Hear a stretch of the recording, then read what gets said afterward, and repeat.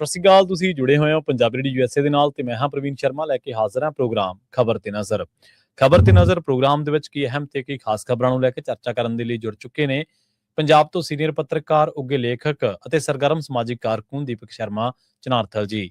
ਸ਼ਰਮਾ ਜੀ, ਸਤਿ ਸ਼੍ਰੀ ਅਕਾਲ। ਸਵਾਗਤ ਹੈ ਜੀ ਪੰਜਾਬੀ ਰੇਡੀਓ USA ਤੇ। ਸਤਿ ਸ਼੍ਰੀ ਅਕਾਲ ਪ੍ਰਵੀਨ ਜੀ, ਸਾਰੇ ਦਰਸ਼ਕਾਂ ਨੂੰ ਸਰੋਤਿਆਂ ਨੂੰ ਪਿਆਰ ਭਰੀ ਸਤਿ ਸ਼੍ਰੀ ਅਕਾਲ। ਸਤਿ ਸ਼੍ਰੀ ਅਕਾਲ ਜੀ। ਪ੍ਰੋਗਰਾਮ ਦੇ ਵਿੱਚ ਅੱਗੇ ਵਧਣ ਤੋਂ ਪਹਿਲਾਂ ਧੰਨਵਾਦ ਕਰਦੇ ਚਲੇ ਸਪਾਂਸਰਸ ਦਾ ਜਿਹੜੇ ਜ਼ਰੀਆ ਬਣਦੇ ਨੇ ਇਹਨਾਂ ਪ੍ਰੋਗਰਾਮਾਂ ਨੂੰ ਤੁਹਾਡੇ ਤੱਕ ਪਹੁੰਚਾਉਣ ਦੇ ਲਈ। ਖਾਲਸਾ ਇੰਸ਼ੋਰੈਂਸ ਏਜੰਸੀ ਵਾਲੇ, ਜਿਨ੍ਹਾਂ ਤੋਂ ਤੁਸੀਂ ਹਰ ਤਰੀਕੇ ਦੀ ਇੰਸ਼ੋਰੈਂਸ ਲੈ ਸਕਦੇ ਹੋ। ਇੰਸ਼ੋਰੈਂਸ ਬਾਰੇ ਪਤਾ ਕਰਨ ਦੇ ਲਈ ਇਹਨਾਂ ਦਾ ਨੰਬਰ ਹੈ 408-272-2500। ਇਹ 1992 ਤੋਂ ਲਗਾਤਾਰ ਇੰਸ਼ੋਰੈਂਸ ਬਿਜ਼ਨਸ ਦੇ ਵਿੱਚ ਸ਼ਾਨਦਾਰ ਸੇਵਾਵਾਂ ਦੇ ਰਹੇ ਨੇ ਤੇ ਅਮਰੀਕਾ ਭਰ ਦੇ ਵਿੱਚ ਇੰਸ਼ੋਰੈਂਸ ਕਰਦੇ ਨੇ। ਓਬਾਮਾ ਕੇਅਰ, ਮੈਡੀਕਲ ਜਾਂ ਫਿਰ ਕਵਰਡ ਕੈਲੀਫੋਰਨੀਆ ਬਾਬਤ ਪਾਲਿਸੀ ਕਰਵਾਉਣ ਦੇ ਲਈ, ਸਲਾਹ ਲੈਣ ਦੇ ਲਈ ਅੱਜ ਹੀ ਕਾਲ ਕਰੋ 408-272-2500 ਤੇ। ਟਰਕੀਅਨ ਇਮੀਗ੍ਰੇਸ਼ਨ ਲਾ ਫਰਮ ਵਾਲੇ ਜੇ ਟਰਕੀਅਨ ਟੌਰਨੀ ਟਰਕੀਅਨ ਦੇ ਨਾਲ ਤੁਸੀਂ US ਇਮੀਗ੍ਰੇਸ਼ਨ ਬਾਬਤ ਕੋਈ ਵੀ ਸਲਾਹ ਕਰਨੀ ਹੈ, ਕੋਈ ਵੀ ਸਵਾਲ ਪੁੱਛਣਾ ਤੇ ਇਹਨਾਂ ਦਾ ਨੰਬਰ ਹੈ 415-909-0503। Gurdeep Singh Birdi Clovis, Mandeep Singh, Sandeep Kaur San Jose, Onkar Singh Fresno, Gurnam Singh Antelope, Jarnail Singh Seattle, Mandeep Dhillon Yuba City ਤੇ ਲਾਲੀ ਸਿੰਘ ਗਰੇਵਾਲ ਫਰੀਮੌਂਟ ਤੋਂ। ਇਹਨਾਂ ਸਾਰੇ ਹੀ ਸਪਾਂਸਰਸ ਦਾ ਬਹੁਤ ਬਹੁਤ ਧੰਨਵਾਦ। ਤੇ ਜੇਕਰ ਤੁਸੀਂ ਵੀ ਪੰਜਾਬੀ ਰੇਡੀਓ USA ਦੇ ਇਹਨਾਂ ਪ੍ਰੋਗਰਾਮਾਂ ਨੂੰ ਸਪਾਂਸਰ ਕਰਨਾ ਚਾਹੁੰਦੇ ਹੋ ਤਾਂ ਸਟੂਡੀਓ ਦਾ ਨੰਬਰ ਹੈ 408-272-5200। ਅੱਜ ਦਾ ਇਹ ਖਬਰ ਤੇ ਨਜ਼ਰ ਪ੍ਰੋਗਰਾਮ ਸਾਲ 2026 ਦੀ 2 ਫਰਵਰੀ ਦਾ ਪ੍ਰੋਗਰਾਮ ਹੈ ਤੇ ਦਿਨ ਅੱਜ ਸੋਮਵਾਰ ਹੈ। ਖਬਰਾਂ ਦੀ ਸ਼ੁਰੂਆਤ ਕਰੀਏ ਸ਼ਰਮਾ ਜੀ ਇਸ ਵੇਲੇ ਦੀ ਪੰਜਾਬ ਦੀ ਸਿਆਸਤ ਦੇ ਨਾਲ ਜੁੜੀ ਖਾਸੀ ਚਰਚਿਤ ਖਬਰ ਤੋਂ। ਜੁਡੀਸ਼ਰੀ ਦੀ ਇਹ ਪ੍ਰਕਿਰਿਆ ਕੀ ਦੋਸ਼ ਲੱਗਦੇ ਨੇ, ਦੋਸ਼ਾਂ ਤੋਂ ਬਾਅਦ ਜੇ ਬੰਦਾ ਅੰਦਰ ਹੋਵੇ ਤਾਂ ਜ਼ਮਾਨਤ ਵੀ ਉਹਨੂੰ ਮਿਲਦੀ ਹੈ। ਇਹ ਨਿਆਂ ਪ੍ਰਕਿਰਿਆ ਦਾ ਇੱਕ ਹਿੱਸਾ ਹੈ। ਪੰਜਾਬ ਦੇ ਵਿੱਚ ਲੰਘੇ ਦਿਨੀ ਇੱਕ ਬਹੁਤ ਵੱਡੇ ਸਿਆਸੀ ਚਿਹਰੇ ਨੂੰ ਜ਼ਮਾਨਤ ਮਿਲੀ ਹੈ, ਵਿਕਰਮ ਮਜੀਠੀਆ, ਜਿਹਦੇ ਉੱਤੇ ਆਮ ਆਦਮੀ ਪਾਰਟੀ ਦਾ ਇੱਕ ਧੁਰਾ ਜਿਹੜਾ ਪੋਲਿਟਿਕਸ ਪੂਰੀ ਕਰਦਾ ਰਿਹਾ। ਹੁਣ ਕਹਿੰਦੇ ਜਦੋਂ ਤੋਂ ਜ਼ਮਾਨਤ ਮਿਲੀ ਹੈ ਤੇ ਮਾਨ ਸਰਕਾਰ ਦੀ ਨੀਂਦ ਉੱਡ ਗਈ ਹੈ ਜੀ। ਪ੍ਰਵੀਨ ਜੀ, ਕੱਲ ਦਾ ਦਿਨ ਪੰਜਾਬ ਦੇ ਸਿਆਸੀ ਖੇਤਰ ਦੇ ਵਿੱਚ ਬੜਾ ਅਹਿਮ ਦਿਨ ਸੀ। ਹੁਣ ਜਦੋਂ ਆਪਾਂ ਪ੍ਰੋਗਰਾਮ ਕਰ ਰਹੇ ਹਾਂ ਤਦ ਤੋਂ ਚੰਦ ਘੰਟਿਆਂ ਬਾਅਦ ਹੀ ਵਿਕਰਮ ਮਜੀਠੀਆ, ਜੇ ਸਾਰਾ ਕੁਝ ਠੀਕ ਰਹਿੰਦਾ ਤਾਂ ਜੇਲ੍ਹ ਤੋਂ ਬਾਹਰ ਹੋਣਗੇ। ਜੀ। ਸੁਪਰੀਮ ਕੋਰਟ ਨੇ ਉਹਨਾਂ ਨੂੰ ਜ਼ਮਾਨਤ ਦਿੱਤੀ ਹੈ।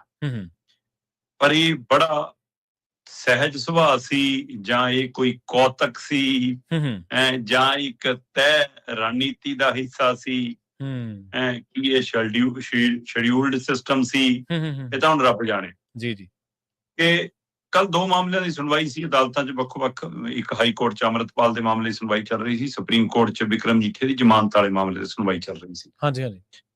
ਉਧਰ ਵਕੀਲਾਂ ਦੀ ਜਰਾ ਹੋ ਰਹੀ ਸੀ ਤੇ ਇੱਧਰ ਡੇਰਾ ਬਿਆਸ ਮੁਖੀ ਨਾਭੇ ਦੀ ਜੇਲ੍ਹ ਪਹੁੰਚਦੇ ਨੇ।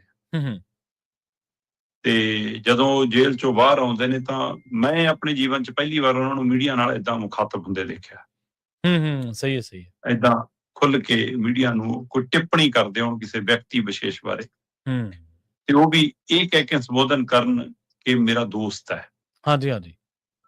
ਤੇ ਰਿਸ਼ਤੇਦਾਰ ਹੈ ਸਾਡਾ, ਹੈ ਨਾ, ਦੋਸ਼ ਮੁਕਤ ਹੈ, ਬੰਦਾ ਸੱਚਾ, ਦੋਸ਼ ਝੂਠੇ ਹੈ। ਸੋ ਏਦਾਂ ਦੀਆਂ ਉਹਨਾਂ ਦੀਆਂ ਟਿੱਪਣੀਆਂ ਜੀ ਜਿਹੜੀਆਂ ਮਤਲਬ ਕਿ ਕਈਆਂ ਨੂੰ ਹੈਰਾਨ ਵੀ ਕਰ ਗਈਆਂ ਤੇ ਕਈਆਂ ਨੂੰ ਪਰੇਸ਼ਾਨ ਵੀ ਕਰ ਗਈਆਂ। ਇਹ ਸਬੱਬ ਸੀ ਜਾਂ ਇਹ ਸਕ੍ਰਿਪਟ ਸੀ, ਇਹ ਤਾਂ ਹੁਣ ਆਉਂਦੇ ਵਕਤ ਨੇ ਤੈਅ ਕਰ ਦੇਣਾ। ਆਉਂਦੇ ਸਮੇਂ 'ਚ ਕਿੱਧਰ ਨੂੰ ਮੋੜਾ ਕੱਟਦੀ ਹੈ ਰਾਜਨੀਤੀ। ਜੀ। ਪਰ ਇਹ ਜ਼ਰੂਰ ਹੈ ਕਿ ਜਿੱਦਾਂ ਹੀ ਮਤਲਬ ਡੇਰਾ ਬਿਆਸ ਮੁਖੀ ਨੇ ਇਹ ਕਿਹਾ ਕਿ ਜੀ ਉਹ ਤਾਂ ਉਹਦੇ ਦੋਸ਼ ਝੂਠੇ ਨੇ, ਤੇ ਉਸ ਤੋਂ ਬਾਅਦ ਥੋੜੀ ਦੇਰ ਬਾਅਦ ਹੀ ਸੁਪਰੀਮ ਕੋਰਟ ਦਾ ਫੈਸਲਾ ਆ ਗਿਆ, ਜਿਹਦੇ ਵਿੱਚ ਵਿਕਰਮ ਮਜੀਠੀਆ ਦੇ ਵਕੀਲਾਂ ਦਾ ਕਹਿਣਾ ਸੀ ਵੀ ਕਿ ਸਰਕਾਰ ਸਬੂਤ ਨਹੀਂ ਰੱਖ ਪਾਈ। ਜੀ। ਸਰਕਾਰ ਕੋਲ ਤੱਥ ਨਹੀਂ ਸੀ ਤੇ ਇਸ ਲਈ ਜ਼ਮਾਨਤਾਂ ਮਿਲਣੀ ਸੀ, ਕਿਉਂਕਿ ਨਿਯਮ ਹੈ ਇਹ ਵੈਸੇ ਵੀ ਕਿ ਕਿੰਨੀ ਦੇਰ ਤੁਸੀਂ ਬੰਦੇ ਨੂੰ ਅੰਦਰ ਰੱਖੋਗੇ, ਜਦੋਂ ਪ੍ਰਕਿਰਿਆ ਚੱਲੂਗੀ ਤੇ ਕੇਸ 'ਚ ਦੋਸ਼ ਸਾਬਤ ਹੋ ਜਾਵੇ ਤਾਂ ਠੀਕ ਹੈ। ਸਹੀ ਹੈ, ਬਿਲਕੁਲ। ਇਸ ਲਈ ਉਹ ਕਹਿੰਦੇ ਉਸ ਪ੍ਰਕਿਰਿਆ ਤਹਿਤ ਜ਼ਮਾਨਤ ਮਿਲੀ ਆ। ਪਰ ਜਿਹੜੇ ਡੇਰਾ ਬਿਆਸ ਨਾਲ ਜੁੜੇ ਸ਼ਰਧਾਲੂ ਨੇ, ਹੈ ਨਾ, ਤਰਕ ਆਧਾਰਿਤ ਸ਼ਰਧਾਲੂ ਗੱਲ ਕਰ ਰਹੇ ਨੇ ਕਿ ਬਾਬਾ ਜੀ ਨੂੰ ਕਾਹਨੂੰ ਇਹਨਾਂ ਚੱਕਰਾਂ 'ਚ ਪੈਣਾ ਚਾਹੀਦਾ ਸੀ, ਮਿਲਣ ਜਾਣਾ ਹੋਰ ਗੱਲ ਹੈ, ਬੋਲਣ ਦੀ ਲੋੜ ਨਹੀਂ ਸੀ। ਤੇ ਜਿਹੜੇ ਸਿੱਧੇ ਸ਼ਰਧਾਲੂ ਨੇ, ਹੈ ਨਾ, ਉਹ ਕਹਿੰਦੇ ਦੇਖਿਆ ਬਾਬਾ ਜੀ ਨੇ ਕੌਤਕ ਰਚਾਤਾ ਨਾ ਫਿਰ। ਸਹੀ ਗੱਲ ਹੈ। ਇਸ ਲਈ ਹਰੇਕ ਦਾ ਜਿੱਥੇ ਮਨ ਟਿਕਦਾ ਉਹ ਇਹਨੂੰ ਉਸ ਭਾਵ ਨਾਲ ਲੈ ਰਿਹਾ। ਸਹੀ ਹੈ। ਪਰ ਸਵਾਲ ਇਹਦੇ ਰਾਜਨੀਤਿਕ ਅਸਰ ਦਾ ਹੈ। ਸਵਾਲ ਇੱਥੇ ਇਹ ਖੜਾ ਹੈ ਕਿ ਵਿਕਰਮ ਮਜੀਠੀਆ ਦੀ ਜ਼ਮਾਨਤ ਤੋਂ ਬਾਅਦ ਸਰਕਾਰ ਜਿਹੜੀ ਹਰ ਮਸਲੇ ਤੇ ਪ੍ਰੈਸ ਕਾਨਫਰੰਸਾਂ ਦੀ ਲੜੀ ਛੇੜ ਦਿੰਦੀ ਆ, ਉਹ ਸਰਕਾਰ ਦੇ ਗਲੇ 'ਚ ਬੋਲ ਕਿਉਂ ਫਸਿਆ ਕੱਲ ਦੇ? ਹੋਰ ਮਸਲਿਆਂ ਤੇ ਸਰਕਾਰ ਸਾਹਮਣੇ ਆਈ, ਪਰ ਇਸ ਮਸਲੇ ਤੇ ਕਿਉਂ ਨਹੀਂ ਆਈ? ਜੀ ਸਹੀ ਹੈ। ਸਵਾਲ ਇਹ ਹੈ ਕਿ ਹਰਪਾਲ ਚੀਮਾ ਜੀ ਸਾਹਮਣੇ ਆਏ ਬੜੀ ਦਬੀ ਸੁਰ 'ਚ, ਬੜੀ ਮਲਮੀ ਜੀ ਜੀਭ ਨਾਲ, ਇਹ ਜੀ ਧਾਰਮਿਕ ਸੰਸਥਾਵਾਂ ਨੂੰ, ਧਾਰਮਿਕ ਨੁਮਾਇੰਦਿਆਂ ਨੂੰ ਏਦਾਂ ਨਹੀਂ ਪੈਣਾ ਚਾਹੀਦਾ ਜੇ ਮਾਮਲਿਆਂ 'ਚ, ਇਹ ਅਦਾਲਤੀ ਪ੍ਰਕਿਰਿਆ ਜੀ ਜੋ ਬਸ ਚਲੋ ਬਸ ਨਹੀਂ। ਅਸਲ 'ਚ ਕੀ ਆ, ਸਰਕਾਰ ਦਾ ਜਿਹੜਾ ਡਰ ਖੜਾ ਉਹ ਇਸ ਗੱਲ ਤੇ ਖੜਾ ਹੈ ਕਿ ਅਸੀਂ ਹਾਲ ਹੀ 'ਚ ਇੱਕ ਧਾਰਮਿਕ ਮਸਲੇ 'ਚ ਮੁੱਦੇ ਮੁੱਢ ਡਿੱਗ ਚੁੱਕੇ ਹਾਂ। ਸਹੀ ਹੈ। ਉਹਨਾਂ ਨੂੰ ਲੱਗਾ ਸੀ ਕਿ ਸਿੱਖ ਵੋਟ ਦੇ ਅਸੀਂ ਮਾਲਕ ਬਣ ਜਾਾਂਗੇ, ਤੇ ਉਹਨਾਂ ਨੇ ਜਿਸ ਤਰ੍ਹਾਂ ਮਤਲਬ ਕਿ ਉੱਥੇ ਮਾਘੀ ਮੇਲੇ ਦੇ ਉੱਤੇ ਮੁੱਖ ਮੰਤਰੀ ਨੇ ਥਾਪੀ ਮਾਰੀ ਤੇ ਉਹ ਹਵਾ ਚੰਦ ਘੰਟਿਆਂ 'ਚ ਨਿਕਲ ਗਈ। ਫਿਰ ਹਰਪਾਲ ਚੀਮੇ ਨੂੰ ਮੂਹਰੇ ਲਾਉਣਾ ਪਿਆ ਉਸ ਮਾਮਲੇ 'ਚ, ਆਪ ਪਿਛਾਂਹ ਹੋ ਕੇ ਮੁੜ ਕੇ ਹੁਣ ਗੱਲ ਵੀ ਨਹੀਂ ਕਰਦੇ, ਹੈਨਾ। ਤੇ ਉਸ ਤੋਂ ਬਾਅਦ ਉਹਨਾਂ ਨੂੰ ਉੱਥੋਂ ਜਿਸ ਤਰ੍ਹਾਂ ਹੋਇਆ ਤਾਂ ਇਸ ਨੂੰ ਲੱਗਾ ਕਿ ਨਾ ਸਿੱਖ ਵੋਟ ਆਈ, ਨਾ ਉਹ ਰਾਜਾ ਨਾਬ ਸਾਹਿਬ ਵਾਲੀ ਉੱਥੇ ਵਾਲੀ ਵੋਟ ਆਈ। ਸਹੀ ਗੱਲ, ਦੋਨੇ ਪਾਸੇ ਗਏ। ਹੁਣ ਉਹ ਤੋਂ ਬਾਅਦ ਉਹਨਾਂ ਨੂੰ ਲੱਗਦਾ ਕਿਤੇ ਐ ਨਾ ਹੋਵੇ ਡੇਰਾ ਬਿਆਸ ਦੇ ਸ਼ਰਧਾਲੂ ਵੀ ਸਾਡੇ ਹੱਥੋਂ ਪੱਕੇ ਹੀ ਚਲੇ ਜਾਣ। ਹੁਣ ਉਹ ਪੈਣੇ ਆ ਕਿ ਨਹੀਂ ਪੈਣੇ ਇਹ ਤਾਂ ਨਹੀਂ ਪਤਾ, ਕਿਉਂਕਿ ਪੰਜਾਬ ਦੀ ਸਿਆਸਤ ਵਿੱਚ ਡੇਰਿਆਂ ਦੀ ਵੱਖਰੀ ਭੂਮਿਕਾ ਹੈਗੀ ਆ। ਇਸ ਲਈ ਸਰਕਾਰ ਦੀ ਨੀਂਦ ਤਾਂ ਉੜੀ ਆ ਕਿ ਇੱਕ ਤਾਂ ਵਿਕਰਮ ਮਜੀਠੀਆ ਬਾਹਰ ਆ ਗਿਆ ਜੀ, ਬਾਹਰ ਆ ਕੇ ਹੁਣ ਉਹ ਜੇ ਪਹਿਲਾਂ ਵਾਲੇ ਹਮਲਾਵਰ ਹੁੰਦਾ ਹੈ, ਜਿਵੇਂ ਉਹ ਪਹਿਲਾਂ ਇਹਨਾਂ ਦੇ ਰਾਜ ਪਾਜ ਬੜੇ ਵਿਅੰਗ ਭਗਵੰਤ ਮਾਨ ਵਾਲੇ ਫਾਰਮੂਲੇ ਤਹਿਤ, ਇਹ ਤਾਂ ਉਸੇ ਰੰਗ ਤਰੀਕੇ ਨਾਲ ਉਹਦਾ ਸਰਕਾਰ ਲਈ ਫਿਰ ਚੁਣੌਤੀ ਆ। ਤੇ ਜੇ ਉਹ ਇਸ ਜ਼ਮਾਨਤ ਦਾ ਡੇਰਾ ਬਿਆਸ ਮੁਖੀ ਦੇ ਹਵਾਲੇ ਨਾਲ ਵਿਰੋਧ ਕਰਦੀ ਆ ਸਰਕਾਰ, ਫਿਰ ਉਹਨਾਂ ਨੂੰ ਸ਼ਰਧਾਲੂਆਂ ਦੀ ਨਾਰਾਜ਼ਗੀ ਝੱਲਣੀ ਪੈ ਸਕਦੀ ਆ। ਕੋਈ ਵੀ ਨਹੀਂ ਝੱਲਣਾ ਚਾਹੁੰਦੇ, ਸਹੀ ਹੈ ਨਾ। ਸੋ ਉਹਨਾਂ ਨੂੰ ਇਹ ਵੀ ਲੱਗਦਾ ਕਿ ਇਹਦੇ ਨਾਲ ਕਿਤੇ ਅਕਾਲੀ ਦਲ ਮਜ਼ਬੂਤ ਨਾ ਹੋ ਜਾਵੇ। ਹੁਣ ਇਹ ਵੀ ਡਰ, ਕਈ ਤਰ੍ਹਾਂ ਦੇ ਡਰ ਨੇ, ਜਿਹਦੇ ਡਰ ਕਰਕੇ ਨੀਂਦ ਉੜੀ ਆ ਪੰਜਾਬ ਸਰਕਾਰ ਦੀ। ਇਸ ਲਈ ਇਸ ਮਸਲੇ ਨੂੰ ਹੁਣ ਮੈਨੂੰ ਲੱਗਦਾ ਵਕੀਲਾਂ ਨਾਲ ਵੀ ਬਚਣਗੇ, ਆਪਣੇ ਆਕਾ ਨਾਲ ਵੀ ਬਚਣਗੇ, ਹੈਨਾ। ਤੇ ਹਲੇ ਉਹਨਾਂ ਨੂੰ ਇਹ ਵੀ ਡਰ ਪਿਆ ਹੋਣਾ ਕਿ ਪਤਾ ਨਹੀਂ ਆ ਕੇ ਕੋਈ ਮਾਣਹਾਨੀ ਦੇ ਕੇਸ ਨਾ ਪਾ ਦੇਵੇ, ਅਸੀਂ ਖਾਸਾ ਕੁਝ ਬੋਲੇ ਆ। ਸੋ ਬਹੁਤ ਕੁਝ ਸੰਭਾਵਨਾਵਾਂ ਜੇ ਪੈਦਾ ਹੋਣਗੀਆਂ ਨਵੀਆਂ, ਦੇਖਦੇ ਆ ਕਿੱਧਰ ਨੂੰ ਜਾਂਦਾ ਰੰਗ ਢੰਗ। ਅੱਜ ਆਉਣ ਤੋਂ ਬਾਅਦ ਉਹਦਾ ਬੋਡੀ ਲੈਂਗੁਏਜ ਕੀ ਹੋਊਗੀ, ਉਹਦੇ ਪਹਿਲੇ ਬੋਲ ਕੀ ਹੋਣਗੇ, ਹੈਨਾ, ਉਹਦਾ ਤਰੀਕਾਕਾਰ ਕੀ ਹੋਊਗਾ, ਇਹਨੇ ਬਹੁਤ ਕੁਝ ਤੈਅ ਕਰਨਾ ਹੈ ਜੀ। ਤੇ ਇਸ ਲਈ ਅਜੇ ਮੈਨੂੰ ਥੋੜਾ ਜਿਹਾ ਇੰਤਜ਼ਾਰ ਕਰਨਾ ਚਾਹੀਦਾ, ਪਰ ਲੰਘੀ ਰਾਤ ਮਾਨ ਸਰਕਾਰ ਨੂੰ ਨੀਂਦ ਤਾਂ ਨਹੀਂ ਆਈ। ਹਾਂਜੀ, ਨੀਂਦ ਆਉਂਦੀ ਨਹੀਂ। ਜਿਹੜੇ ਮੁੱਦੇ ਤੇ ਤੁਸੀਂ ਸਿਆਸਤ ਕਰ ਰਹੇ ਹੋ, ਜੋ ਉਹ ਮੁੱਦਾ ਜਿਹੜਾ ਤੁਹਾਡੇ ਇੱਕ ਸਿਆਸੀ ਜਿਹੜਾ ਮੁੱਦੇ ਦੀ ਉਹਦੀ ਬੁਨਿਆਦ ਹੈ, ਉਹ ਜੜ ਹੈ। ਅਸੀਂ ਕੇਜਰੀਵਾਲ ਕਹਿੰਦੇ ਸੀ ਨਾ ਨਾਂ ਲਏ ਬਿਨਾਂ ਕਿ ਅਸੀਂ ਬਹੁਤ ਵੱਡਾ ਤਾਂ ਜਿਹੜਾ ਡਰੱਗ ਵਾਲਾ ਬੰਦਾ ਅੰਦਰ ਕਰਤਾ, ਮੁੱਖ ਮੰਤਰੀ ਕਹਿੰਦੇ ਉਹਨੂੰ ਕੋਈ ਹੱਥ ਹੀ ਨਹੀਂ ਪਾਉਂਦਾ ਸੀ। ਹੱਥ ਪਾ ਕੇ ਤੁਸੀਂ ਕਰ ਲਿਆ। ਹੱਥ ਉਹ ਜਿਹੜਾ ਪਾਇਆ ਹੈ ਉਹ ਤਾਂ ਆਮਦਨ ਤੋਂ ਵੱਧ ਜਿਹੜਾ ਕਮਾਈ ਵਾਲਾ ਜਾਂ ਕਹਿ ਲਓ ਕਿ ਜਾਇਦਾਦ ਵਾਲਾ ਮਾਮਲਾ, ਉਹ ਕਿਹੜਾ ਡਰੱਗ ਵਾਲਾ ਮਾਮਲਾ। ਤੇ ਹੁਣ ਜਦੋਂ ਮੁੱਦੇ ਮੂੰਹ ਡਿੱਗਣਾ ਇਸ ਮਾਮਲੇ ਨੇ, ਜ਼ਮਾਨਤ ਹੋਣੀ ਹੈ, ਗਾਂ ਚਾਰਜ ਸ਼ੀਟ ਤੇ ਪਤਾ ਨਹੀਂ ਕੀ ਜ਼ਿਰਾ ਹੋਣੀ ਹੈ, ਕੀ ਬਹਿਸ ਹੋਣੀ ਹੈ, ਉਹਦੇ ਬਾਰੇ ਹਲੇ ਕੋਈ ਪਤਾ ਨਹੀਂ। ਪਰ ਆਪਾਂ ਨੂੰ ਪਤਾ ਉਹ ਬੰਦਾ ਕਿਸ ਤਰ੍ਹਾਂ ਦੇ ਸਿਆਸੀ ਭਾਸ਼ਣ ਦਿੰਦਾ। ਉਹਨੇ ਜੇ 2 ਗੇੜੇ ਚੰਗੇ ਲਾਤੇ ਪੰਜਾਬ ਦੇ ਤੇ ਉਹਨੂੰ ਰਿਸਪੌਂਸ ਮਿਲ ਗਿਆ ਤੇ ਸਾਰੀ ਖੇਡ ਵਿਗੜ ਜਾਣੀ ਆਮ ਆਦਮੀ ਪਾਰਟੀ ਦੀ। ਜੀ, ਅਗਲੀ ਗੱਲ ਕਰੀਏ ਇਸੇ ਪ੍ਰਕਰਨ ਚੋਂ, ਜਿਹੜੀ ਤੁਸੀਂ ਸ਼ੁਰੂ ਦੇ ਵਿੱਚ ਜਿਹੜੇ ਸ਼ਰਧਾਲੂਆਂ ਦੇ ਕਪਾਟ ਖੋਲਣ ਵਾਲੀ ਥੋੜੀ ਜਿਹੀ ਕੋਸ਼ਿਸ਼ ਕੀਤੀ ਹੈ ਕਿ ਇਹ ਜਿਹੜਾ ਪ੍ਰਕਰਨ ਆ ਪੂਰਾ, ਜਿਹੜਾ ਪੋਲੀਟੀਕਲ ਐਪੀਸੋਡ ਹੈ, ਇਹ ਕਿਹਦੇ ਲਈ ਹੈ? ਇਹ ਸਿਆਸੀ ਪਿੱਚ ਮਜੀਠੀਆ ਨੂੰ ਰਾਸ ਆਊਗੀ ਜਾਂ ਇਹ ਡੇਰਾ ਬਿਆਸ ਮੁਖੀ ਦੇ ਲਈ ਆ? ਆਉਣ ਵਾਲੇ ਸਮੇਂ ਦੇ ਵਿੱਚ ਉਹ ਹੋਰ ਵੀ ਇਹਦੇ ਤੇ ਖੇਡਦੇ ਤੇ ਬੈਟਿੰਗ ਕਰਦੇ ਨਜ਼ਰ ਆਉਣਗੇ। ਦੇਖੋ, ਵਿਕਰਮ ਮਜੀਠੀਆ ਡੇਰਾ ਬਿਆਸ ਮੁਖੀ ਦਾ ਰਿਸ਼ਤੇਦਾਰ ਪੈਂਦਾ ਨੇੜੇ ਤੇੜੇ ਤੋਂ ਨਾ, ਪਹਿਲੇ ਗੁਰੂਆਂ ਦੇ ਨਾਲ ਉਹਨਾਂ ਦੇ ਮਤਲਬ ਗਨੀਬ ਕੌਰ ਉਹਨਾਂ ਦੇ ਪਰਿਵਾਰ ਦੇ ਕਾਫੀ ਨੇੜਲੇ ਪਰਿਵਾਰਕ ਸੰਬੰਧ ਨੇ, ਉਸ ਨਾਤੇ ਕਾਫੀ ਕਲੋਜ਼ ਰਿਸ਼ਤਾ ਵੀ ਬਣਦਾ ਹੈ। ਪਰ ਡੇਰਾ ਬਿਆਸ ਮੁਖੀ ਕੋਲ ਤਾਂ ਲਗਭਗ ਸਾਰੇ ਦਲ ਜਾਂਦੇ ਨੇ, ਸਾਰੇ ਲੀਡਰ ਜਾਂਦੇ ਨੇ, ਸਾਰੇ ਆਗੂ ਜਾਂਦੇ ਨੇ। ਉਹ ਡੇਰਾ ਬਿਆਸ ਮੁਖੀ ਦੇ ਸ਼ਰਧਾਲੂ ਨਾ ਹੋਣ, ਪਰ ਉਹਨਾਂ ਦੇ ਪ੍ਰਸ਼ੰਸਕਾਂ ਨੂੰ, ਉਹਨਾਂ ਦੇ ਸ਼ਰਧਾਲੂਆਂ ਨੂੰ ਵੋਟਰ ਵਜੋਂ ਧਿਆਨ 'ਚ ਰੱਖ ਕੇ ਜ਼ਰੂਰ ਜਾਂਦੇ ਨੇ। ਜੀ ਜੀ। ਸੋ ਮੈਨੂੰ ਲੱਗਦਾ ਕਈ ਵਾਰ ਬੰਦੇ ਦੇ ਮਨ 'ਚ ਇਹ ਆਉਂਦਾ ਕਿ ਵੀ ਜੇ ਮੈਂ ਆਪਣੇ ਭਗਤਾਂ ਨੂੰ ਦੂਜਿਆਂ ਦੇ ਲਈ ਵੋਟ ਬੈਂਕ ਵਜੋਂ ਵਰਤ ਰਿਹਾ, ਮੈਂ ਆਪਣੇ ਲਈ ਕਿਉਂ ਨਾ ਵਰਤ ਲਵਾਂ। ਸਹੀ ਹੈ, ਸਹੀ ਗੱਲ ਹੈ। ਇਸ ਮੌਕੇ ਵਿਕਰਮ ਮਜੀਠੀਆ ਨੂੰ ਕੀ ਮੂਹਰੇ ਕਰਨ ਦੀ ਕਵਾਇਦ ਹੈ ਜਾਂ ਡੇਰਾ ਬਿਆਸ ਮੁਖੀ ਦੀ ਆਪ ਰਾਜਨੀਤਿਕ ਚਿਹਰਾ ਬਣਨ ਦੀ ਕਵਾਇਦ ਹੈ? ਸਹੀ ਹੈ। ਇਹ ਦੋ ਪਹਿਲੂ ਨੇ। ਬਿਲਕੁਲ ਜੀ, ਬਿਲਕੁਲ। ਦੇਖੋ, ਇੱਕ ਗੱਲ ਸਪਸ਼ਟ ਹੈ ਕਿ ਪੰਜਾਬ ਦੇ ਵਿੱਚ ਬੀਜੇਪੀ 'ਚ ਗਏ 2 ਲੀਡਰ ਲਗਾਤਾਰ ਗੱਠਜੋੜ ਦੀ ਗੱਲ ਕਰ ਰਹੇ ਨੇ। ਉਹ ਲੀਡਰ ਹੈਗੇ ਕੈਪਟਨ ਅਮਰਿੰਦਰ ਸਿੰਘ ਔਰ ਸੁਨੀਲ ਜਾਖੜ। ਜੀ ਸਹੀ ਹੈ। ਕੈਪਟਨ ਅਮਰਿੰਦਰ ਸਿੰਘ ਕਹਿੰਦੇ ਮੈਂ ਹਾਸ਼ੀਏ ਤੇ ਹਾਂ, ਸੁਨੀਲ ਜਾਖੜ ਕਹਿੰਦੇ ਮੈਂ ਪੰਜਾਬ ਬੀਜੇਪੀ ਦਾ ਪ੍ਰਧਾਨ ਹਾਂ। ਇਹਦਾ ਮਤਲਬ ਇੱਕ ਬੰਦਾ ਜਿਹੜਾ ਸਭ ਤੋਂ ਮੂਹਰੇ ਖੜਾ, ਇੱਕ ਬੰਦਾ ਅਖੀਰ 'ਚ ਖੜਾ, ਦੋਈ ਗੱਲ ਇੱਕੋ ਕਰ ਰਹੇ ਨੇ ਤੇ ਦੋਵਾਂ ਕੋਲ ਹੀ ਨਰਿੰਦਰ ਮੋਦੀ ਰੁਕਦੇ ਆ, ਹੋਰ ਕਿਸੇ ਕੋਲ ਰੁਕਦੇ ਨਹੀਂ। ਸਹੀ ਹੈ ਕਿ ਇਹਦੇ ਵੀ ਕੋਈ ਭਾਵ ਸੀ, ਇਹਦੇ ਵੀ ਕੋਈ ਸੰਕੇਤ ਸੀ। ਤੇ ਕੀ ਬੀਜੇਪੀ ਇਸ ਨੁਕਤੇ ਤੇ ਅੱਗੇ ਵਧ ਰਹੀ ਹੈ ਕਿ ਗੱਠਜੋੜ ਕਰਾਂਗੇ ਅਕਾਲੀ ਦਲ ਨਾਲ ਪਰ ਸੁਖਬੀਰ ਨਾਲ ਨਹੀਂ? ਕੀ ਡੇਰਾ ਬਿਆਸ ਮੁਖੀ ਨੇ ਇਹ ਰੋਲ ਨਿਭਾਇਆ ਕਿ ਮੈਂ ਵਿਕਰਮ ਮਜੀਠੀਆ ਨੂੰ ਬਾਹਰ ਲਿਆਉਣਾ ਤੇ ਆਹ ਲਓ ਤੁਸੀਂ ਇਹਨੂੰ ਸੰਭੋ, ਠੀਕ ਹੈ, ਅੱਜ ਨਹੀਂ ਤਾਂ ਕੱਲ ਜ਼ਮਾਨਤ ਤਾਂ ਮਿਲੇ ਜਾਣੀ ਸੀ। ਹਾਂਜੀ ਹਾਂਜੀ ਠੀਕ ਹੈ, ਇਹ ਅਦਾਲਤੀ ਪ੍ਰਕਿਰਿਆ ਤੇ ਕੋਈ ਕਿੰਤੂ ਪਰੰਤੂ ਨਹੀਂ ਹੈ, ਉੱਥੇ ਜ਼ਮਾਨਤ ਮਿਲ ਗਈ। ਪਰ ਕੀ ਗੱਠਜੋੜ ਵਾਲੀ ਭੂਮਿਕਾ ਨਿਭਾ ਰਹੇ ਨੇ ਡੇਰਾ ਬਿਆਸ ਮੁਖੀ? ਇਹ ਸਬੱਬ ਬਣਿਆ ਕਿ ਕੱਲੇ ਉਹਨਾਂ ਮੁਲਾਕਾਤ ਕਰਦੇ ਨੇ ਤੇ ਕੱਲੇ ਜ਼ਮਾਨਤ ਮਿਲਦੀ ਆ, ਜਾਂ ਉਹ ਦਿਨੇ ਉਹ ਚੁਣਦੇ ਨੇ ਜਦੋਂ ਵਕੀਲਾਂ ਦੇ ਰਾਹੀਂ ਸੁਭਾਵਨਾ ਹੋਵੇ ਕਿ ਅੱਜ ਜ਼ਮਾਨਤ ਮਿਲ ਸਕਦੀ ਆ। ਸਹੀ ਸਹੀ ਸਹੀ। ਉਹ ਇੱਕ ਸੁਨੇਹਾ ਜਾਂਦਾ ਨਾ ਇਹਦੇ ਨਾਲ ਵੱਡਾ। ਸੋ ਇਸ ਲਈ ਕੀ ਵਿਕਰਮ ਮਜੀਠੀਆ ਅਕਾਲੀ ਬੀਜੇਪੀ ਗੱਠਜੋੜ ਦਾ ਚਿਹਰਾ ਹੋਣਗੇ? ਕੀ ਇਹ ਸੰਭਾਵਨਾ? ਸਹੀ ਹੈ। ਜਾਂ ਜੇਲ੍ਹ ਤੋਂ ਬਾਹਰ ਆ ਕੇ ਉਹ ਨਵਾਂ ਸਿਆਸੀ ਘਰ 'ਚ ਦਾਖਲ ਹੋਣਗੇ, ਜਾਂ ਉਹ ਲੈਣੇ ਨਵੀਂ ਖਿੱਚਣਗੇ, ਉਹ ਵੀ ਜਾਖੜ ਤੇ ਕੈਪਟਨ ਵਾਲੀ ਕਤਾਰ 'ਚ ਖੜਨਗੇ ਮੋਦੀ ਦੇ ਸਵਾਗਤ ਲਈ ਜੀ। ਕੀ ਉਹ ਬੀਜੇਪੀ ਸਿੱਧਾ ਜਾ ਸਕਦੇ ਨੇ? ਇਹ ਸਾਰੇ ਪਹਿਲੂ ਪਏ ਨੇ, ਪਰ ਇਹਨਾਂ ਸਾਰੇ ਪਹਿਲੂਆਂ 'ਚ ਗੌਰ ਕਰਨ ਵਾਲੀ ਹੈ ਡੇਰਾ ਬਿਆਸ ਮੁਖੀ ਦੀ ਪਿਛਲੇ 2-3 ਮਹੀਨਿਆਂ ਦੀ ਗਤੀਵਿਧੀਆਂ। ਠੀਕ ਹੈ।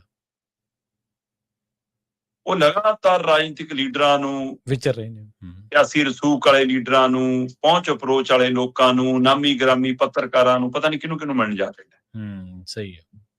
ਉਹਨਾਂ ਦਾ ਪਿਛਲਾ ਜੀਵਨ ਲੰਮਾ ਝਾਤ ਮਾਰ ਕੇ ਦੇਖੋ, ਇੰਜ ਨਹੀਂ ਵਿਚਰੇ ਉਹ ਕਦੇ, ਬਹੁਤ ਘੱਟ। ਠੀਕ ਹੈ, ਕਈ ਵਾਰ ਉਹਨਾਂ ਨੇ ਮਤਲਬ ਸੱਚਖੰਡ ਸ੍ਰੀ ਦਰਬਾਰ ਸਾਹਿਬ ਜਾਣਾ, ਕੀਰਤਨ ਸੁਣਨਾ, ਪਰ ਉਸ ਮਾਮਲੇ 'ਚ ਵੀ ਪਿਛਲੇ ਦਿਨਾਂ ਤੋਂ ਕੁਝ ਜ਼ਿਆਦਾ ਤੇਜ਼ੀ ਆਈ ਹੈ। ਇਹ ਅੰਦਰ ਕਈ ਵਾਰ ਭਾਵਨਾਤਮਕ ਤੌਰ ਤੇ ਹੋ ਸਕਦਾ ਹੈ, ਉਹਦੇ ਤੇ ਅਸੀਂ ਨਹੀਂ ਉਹ ਕੁਝ ਗੱਲ ਕਰ ਰਹੇ ਕਿ ਉਸ ਪਾਸੇ ਲਗਾਵ ਹੈ ਨਾ, ਇਹ ਰੂਹਾਨੀਅਤ ਦਾ ਵੀ ਇੱਕ ਪ੍ਰਤੀਕ ਹੁੰਦਾ। ਪਰ ਜੇ ਤੁਸੀਂ ਸਿਆਸੀ ਤੌਰ ਤੇ ਕੁਝ ਸੋਚ ਰਹੇ ਹੋ ਤਾਂ ਫਿਰ ਉਹਦੇ ਵੀ ਅਰਥ ਲਾਏ ਜਾਂਦੇ ਹੁੰਦੇ ਆ। ਸਹੀ ਹੈ। ਫਿਰ ਉਹਦੇ ਸਿਆਸੀ ਮਾਇਨੇ ਵੀ ਹੁੰਦੇ ਆ ਕਿ ਤੁਸੀਂ ਇੱਕ ਹੋਰ ਧਿਰ ਨੂੰ ਜਿਹੜੀ ਤੁਹਾਡੇ ਡੇਰੇ ਤੱਕ ਨਹੀਂ ਆਉਂਦੀ ਹੈ ਨਾ, ਤੁਸੀਂ ਉਹਨਾਂ ਦੇ ਇੱਕ ਮੁਕੱਦਸ ਸਥਾਨ ਤੇ ਜਾ ਕੇ ਹੈ ਨਾ, ਉਹਨਾਂ ਨੂੰ ਵੀ ਆਪਣੇ ਨਾਲ ਮਤਲਬ ਲਿਆਉਣ ਦੀ ਕਵਾਇਦ। ਬਿਲਕੁਲ ਇਹ ਭਾਵਨਾ। ਦੂਸਰਾ, ਜਿਸ ਕਦਰ ਲੀਡਰਾਂ ਨੂੰ ਮਿਲ ਰਹੇ ਹੋ, ਕੀ ਇਹ ਕੋਸ਼ਿਸ਼ ਹੋ ਕਿ ਸਾਰੇ ਅਕਾਲੀ ਦਲਾਂ ਨੂੰ ਮੈਂ ਇਕੱਠੇ ਕਰ ਲਵਾਂ ਤੇ ਸਾਰੇ ਅਕਾਲੀ ਦਲਾਂ ਨੂੰ ਇਕੱਠੇ ਕਰਕੇ ਫਿਰ ਬੀਜੇਪੀ ਨਾਲ ਗੱਠਜੋੜ ਹੋਵੇ ਤੇ ਉਸ ਬੀਜੇਪੀ ਦੇ ਗੱਠਜੋੜ ਦਾ ਚਿਹਰਾ ਮੈਂ ਹੋਵਾਂ? ਮਤਲਬ ਜਿਵੇਂ ਪਿਛਲੀ ਵਾਰ ਸੀਗਾ ਕਿ ਆਮ ਆਦਮੀ ਪਾਰਟੀ ਚਿਹਰੇ ਲੱਭਦੀ ਫਿਰਦੀ ਸੀ, ਉਵੇਂ ਬੀਜੇਪੀ ਵੀ ਅਜੇ ਪੰਜਾਬ 'ਚ ਮੁੱਖ ਮੰਤਰੀ ਦੇ ਚਿਹਰੇ ਲੱਭਦੀ ਫਿਰਦੀ ਹੈ। ਜੀ ਬਿਲਕੁਲ ਸਹੀ। ਤਲਾਸ਼ ਉਹਦੀ ਮੁੱਕੀ ਨਹੀਂ ਹੈ ਮੁੱਖ ਮੰਤਰੀ ਦੇ ਚਿਹਰੇ ਲਈ।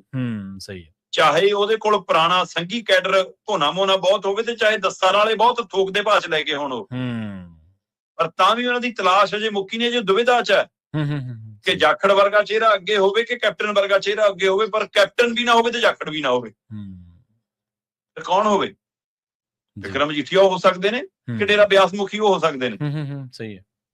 ਤੇ ਕੀ ਡੇਰਾ ਬਿਆਸ ਮੁਖੀ ਇਸ ਰੋਲ ਨਿਭਾਉਣ ਲਈ ਤਤਪਰ ਨੇ, ਜਾਂ ਉਹਨਾਂ ਨੂੰ ਇਹ ਟਾਸਕ ਦਿੱਤਾ ਗਿਆ, ਜਾਂ ਉਹ ਨਿਰੋਲ ਮਤਲਬ ਕਿ ਸਿਰਫ ਪੰਜਾਬ ਦੇ ਹਿੱਤਾਂ ਨੂੰ ਧਿਆਨ 'ਚ ਰੱਖ ਕੇ, ਆਪਣੇ ਰਿਸ਼ਤੇਦਾਰ ਦੇ ਹਿੱਤਾਂ ਨੂੰ ਧਿਆਨ 'ਚ ਰੱਖ ਕੇ, ਆਪਣੇ ਮਿੱਤਰ ਦੇ ਹਿੱਤਾਂ ਨੂੰ ਧਿਆਨ 'ਚ ਰੱਖ ਕੇ ਇਹ ਸੇਵਾ ਨਿਭਾ ਰਹੇ ਨੇ? ਇਹ ਤਾਂ ਉਹ ਜਾਣਦੇ ਨੇ, ਪਰ ਰਾਜਨੀਤਿਕ ਪੰਡਤ ਇਸ ਨੂੰ ਇਸ ਨਜ਼ਰ ਤੋਂ ਦੇਖਣ ਲੱਗੇ ਨੇ।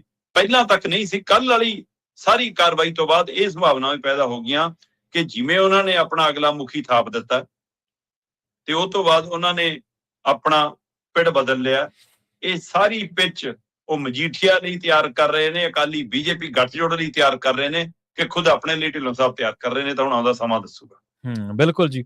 ਨਾਲੇ ਜਿਹੜੀ ਤੁਸੀਂ ਗੱਲ ਕਰਦੇ ਸੀ ਵੀ ਉਹ ਕਈ ਵਾਰੀ ਸ੍ਰੀ ਅੰਮ੍ਰਿਤਸਰ ਸਾਹਿਬ ਵੀ ਜਾਂਦੇ ਨੇ, ਕਿਸੇ ਧਰਮ ਦਾ ਸਤਿਕਾਰ ਕਰਨਾ, ਕਿਸੇ ਧਾਰਮਿਕ ਥਾਂ ਦਾ ਸਤਿਕਾਰ ਕਰਨਾ, ਅਦਬ ਕਰਨਾ ਚੰਗੀ ਗੱਲ ਹੈ, ਇਹ ਕੋਈ ਮਾੜੀ ਗੱਲ ਨਹੀਂ ਹੈ, ਪਰ ਕਿਸੇ ਰਾਜਨੀਤਿਕ ਮੰਤਵ ਲਈ ਕਰਨਾ ਇਹ ਮਾੜੀ ਗੱਲ।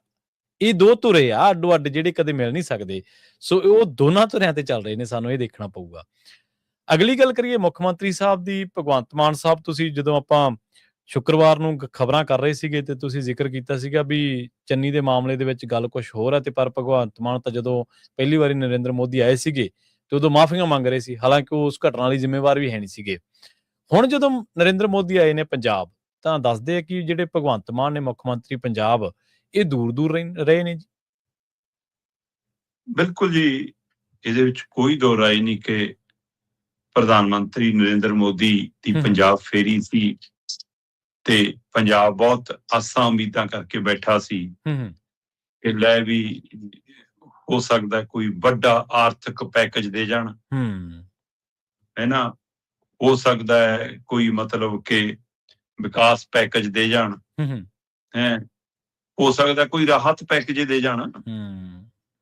ਸੋ ਨਾ ਰਾਹਤ ਮਿਲੀ, ਨਾ ਆਰਥਿਕ ਪੈਕੇਜ ਮਿਲਿਆ, ਨਾ ਵਿਕਾਸ ਪੈਕੇਜ ਮਿਲਿਆ। ਸਹੀ ਗੱਲ। ਤੇ ਮਿਲਿਆ ਵੀ ਕਹਿੰਦੇ ਲਓ ਜੀ ਆਦਮਪੁਰ ਹਵਾਈ ਅੱਡੇ ਦਾ ਨਾਂ ਅਸੀਂ ਜੀ ਸ੍ਰੀ ਗੁਰੂ ਰਵਿਦਾਸ ਜੀ ਦੇ ਨਾਂ ਤੇ ਰੱਖਦੇ ਹਾਂ। ਲਓ ਜੀ ਹਲਵਾਰੇ ਵਾਲੇ ਨੂੰ ਵੀ ਅਸੀਂ ਹੁਣ ਜਨਤਾ ਦੇ ਸਪੁਰਦ ਕਰਦੇ ਹਾਂ, 2 ਤੋਹਫੇ ਦੇ ਕੇ ਚੱਲਿਆ ਜੀ ਮੈਂ। ਆਪਾਂ ਪਹਿਲਾਂ ਵੀ ਇੱਕ ਵਾਰ ਗੱਲ ਕੀਤੀ ਆ ਕਿ ਨਾਮਾਂ ਦੀ ਆਪਣੀ ਮਹੱਤਤਾ ਹੁੰਦੀ ਆ। ਸਹੀ ਹੈ। ਤੁਸੀਂ ਗੁੜਗਾਵਾਂ ਨੂੰ ਗੁਰੂ ਗ੍ਰਾਮ ਕੀਤਾ, ਸਹੀ ਹੈ, ਪਰ ਉਹ ਗੁਰੂ ਗ੍ਰਾਮ ਦੀ ਥਾਂ ਗੁੜਗਾਵਾਂ ਹੀ ਰਿਹਾ। ਤੁਸੀਂ ਮਤਲਬ ਕਿ ਸ਼ਹੀਦ ਭਗਤ ਸਿੰਘ ਨਗਰ ਕਰਨ ਦੀ ਕੋਸ਼ਿਸ਼ ਕੀਤੀ, ਹੈ ਨਾ, ਪਰ ਉਹ ਨਵਾਂ ਸ਼ਹਿਰ ਹੀ ਰਿਹਾ। ਮੋਹਾਲੀ ਨੂੰ ਸਾਹਿਬਜ਼ਾਦਾ ਦੇ ਨਾਂ ਤੇ ਨਾਮ ਰੱਖਣ ਦੀ ਕੋਸ਼ਿਸ਼ ਦੇ ਵਿੱਚ ਤੁਸੀਂ ਉਸਨੂੰ ਅਗਾਂਹ ਕੀਤਾ, ਜਦੋਂ ਕਿ ਉਹ ਨਾਮ ਵੱਡਾ ਹੀ ਰਹਿਣਾ ਹੈ ਨਾ, ਪਰ ਮੋਹਾਲੀ ਉਹ ਰਹਿ ਰਿਹਾ। ਸਹੀ ਹੈ।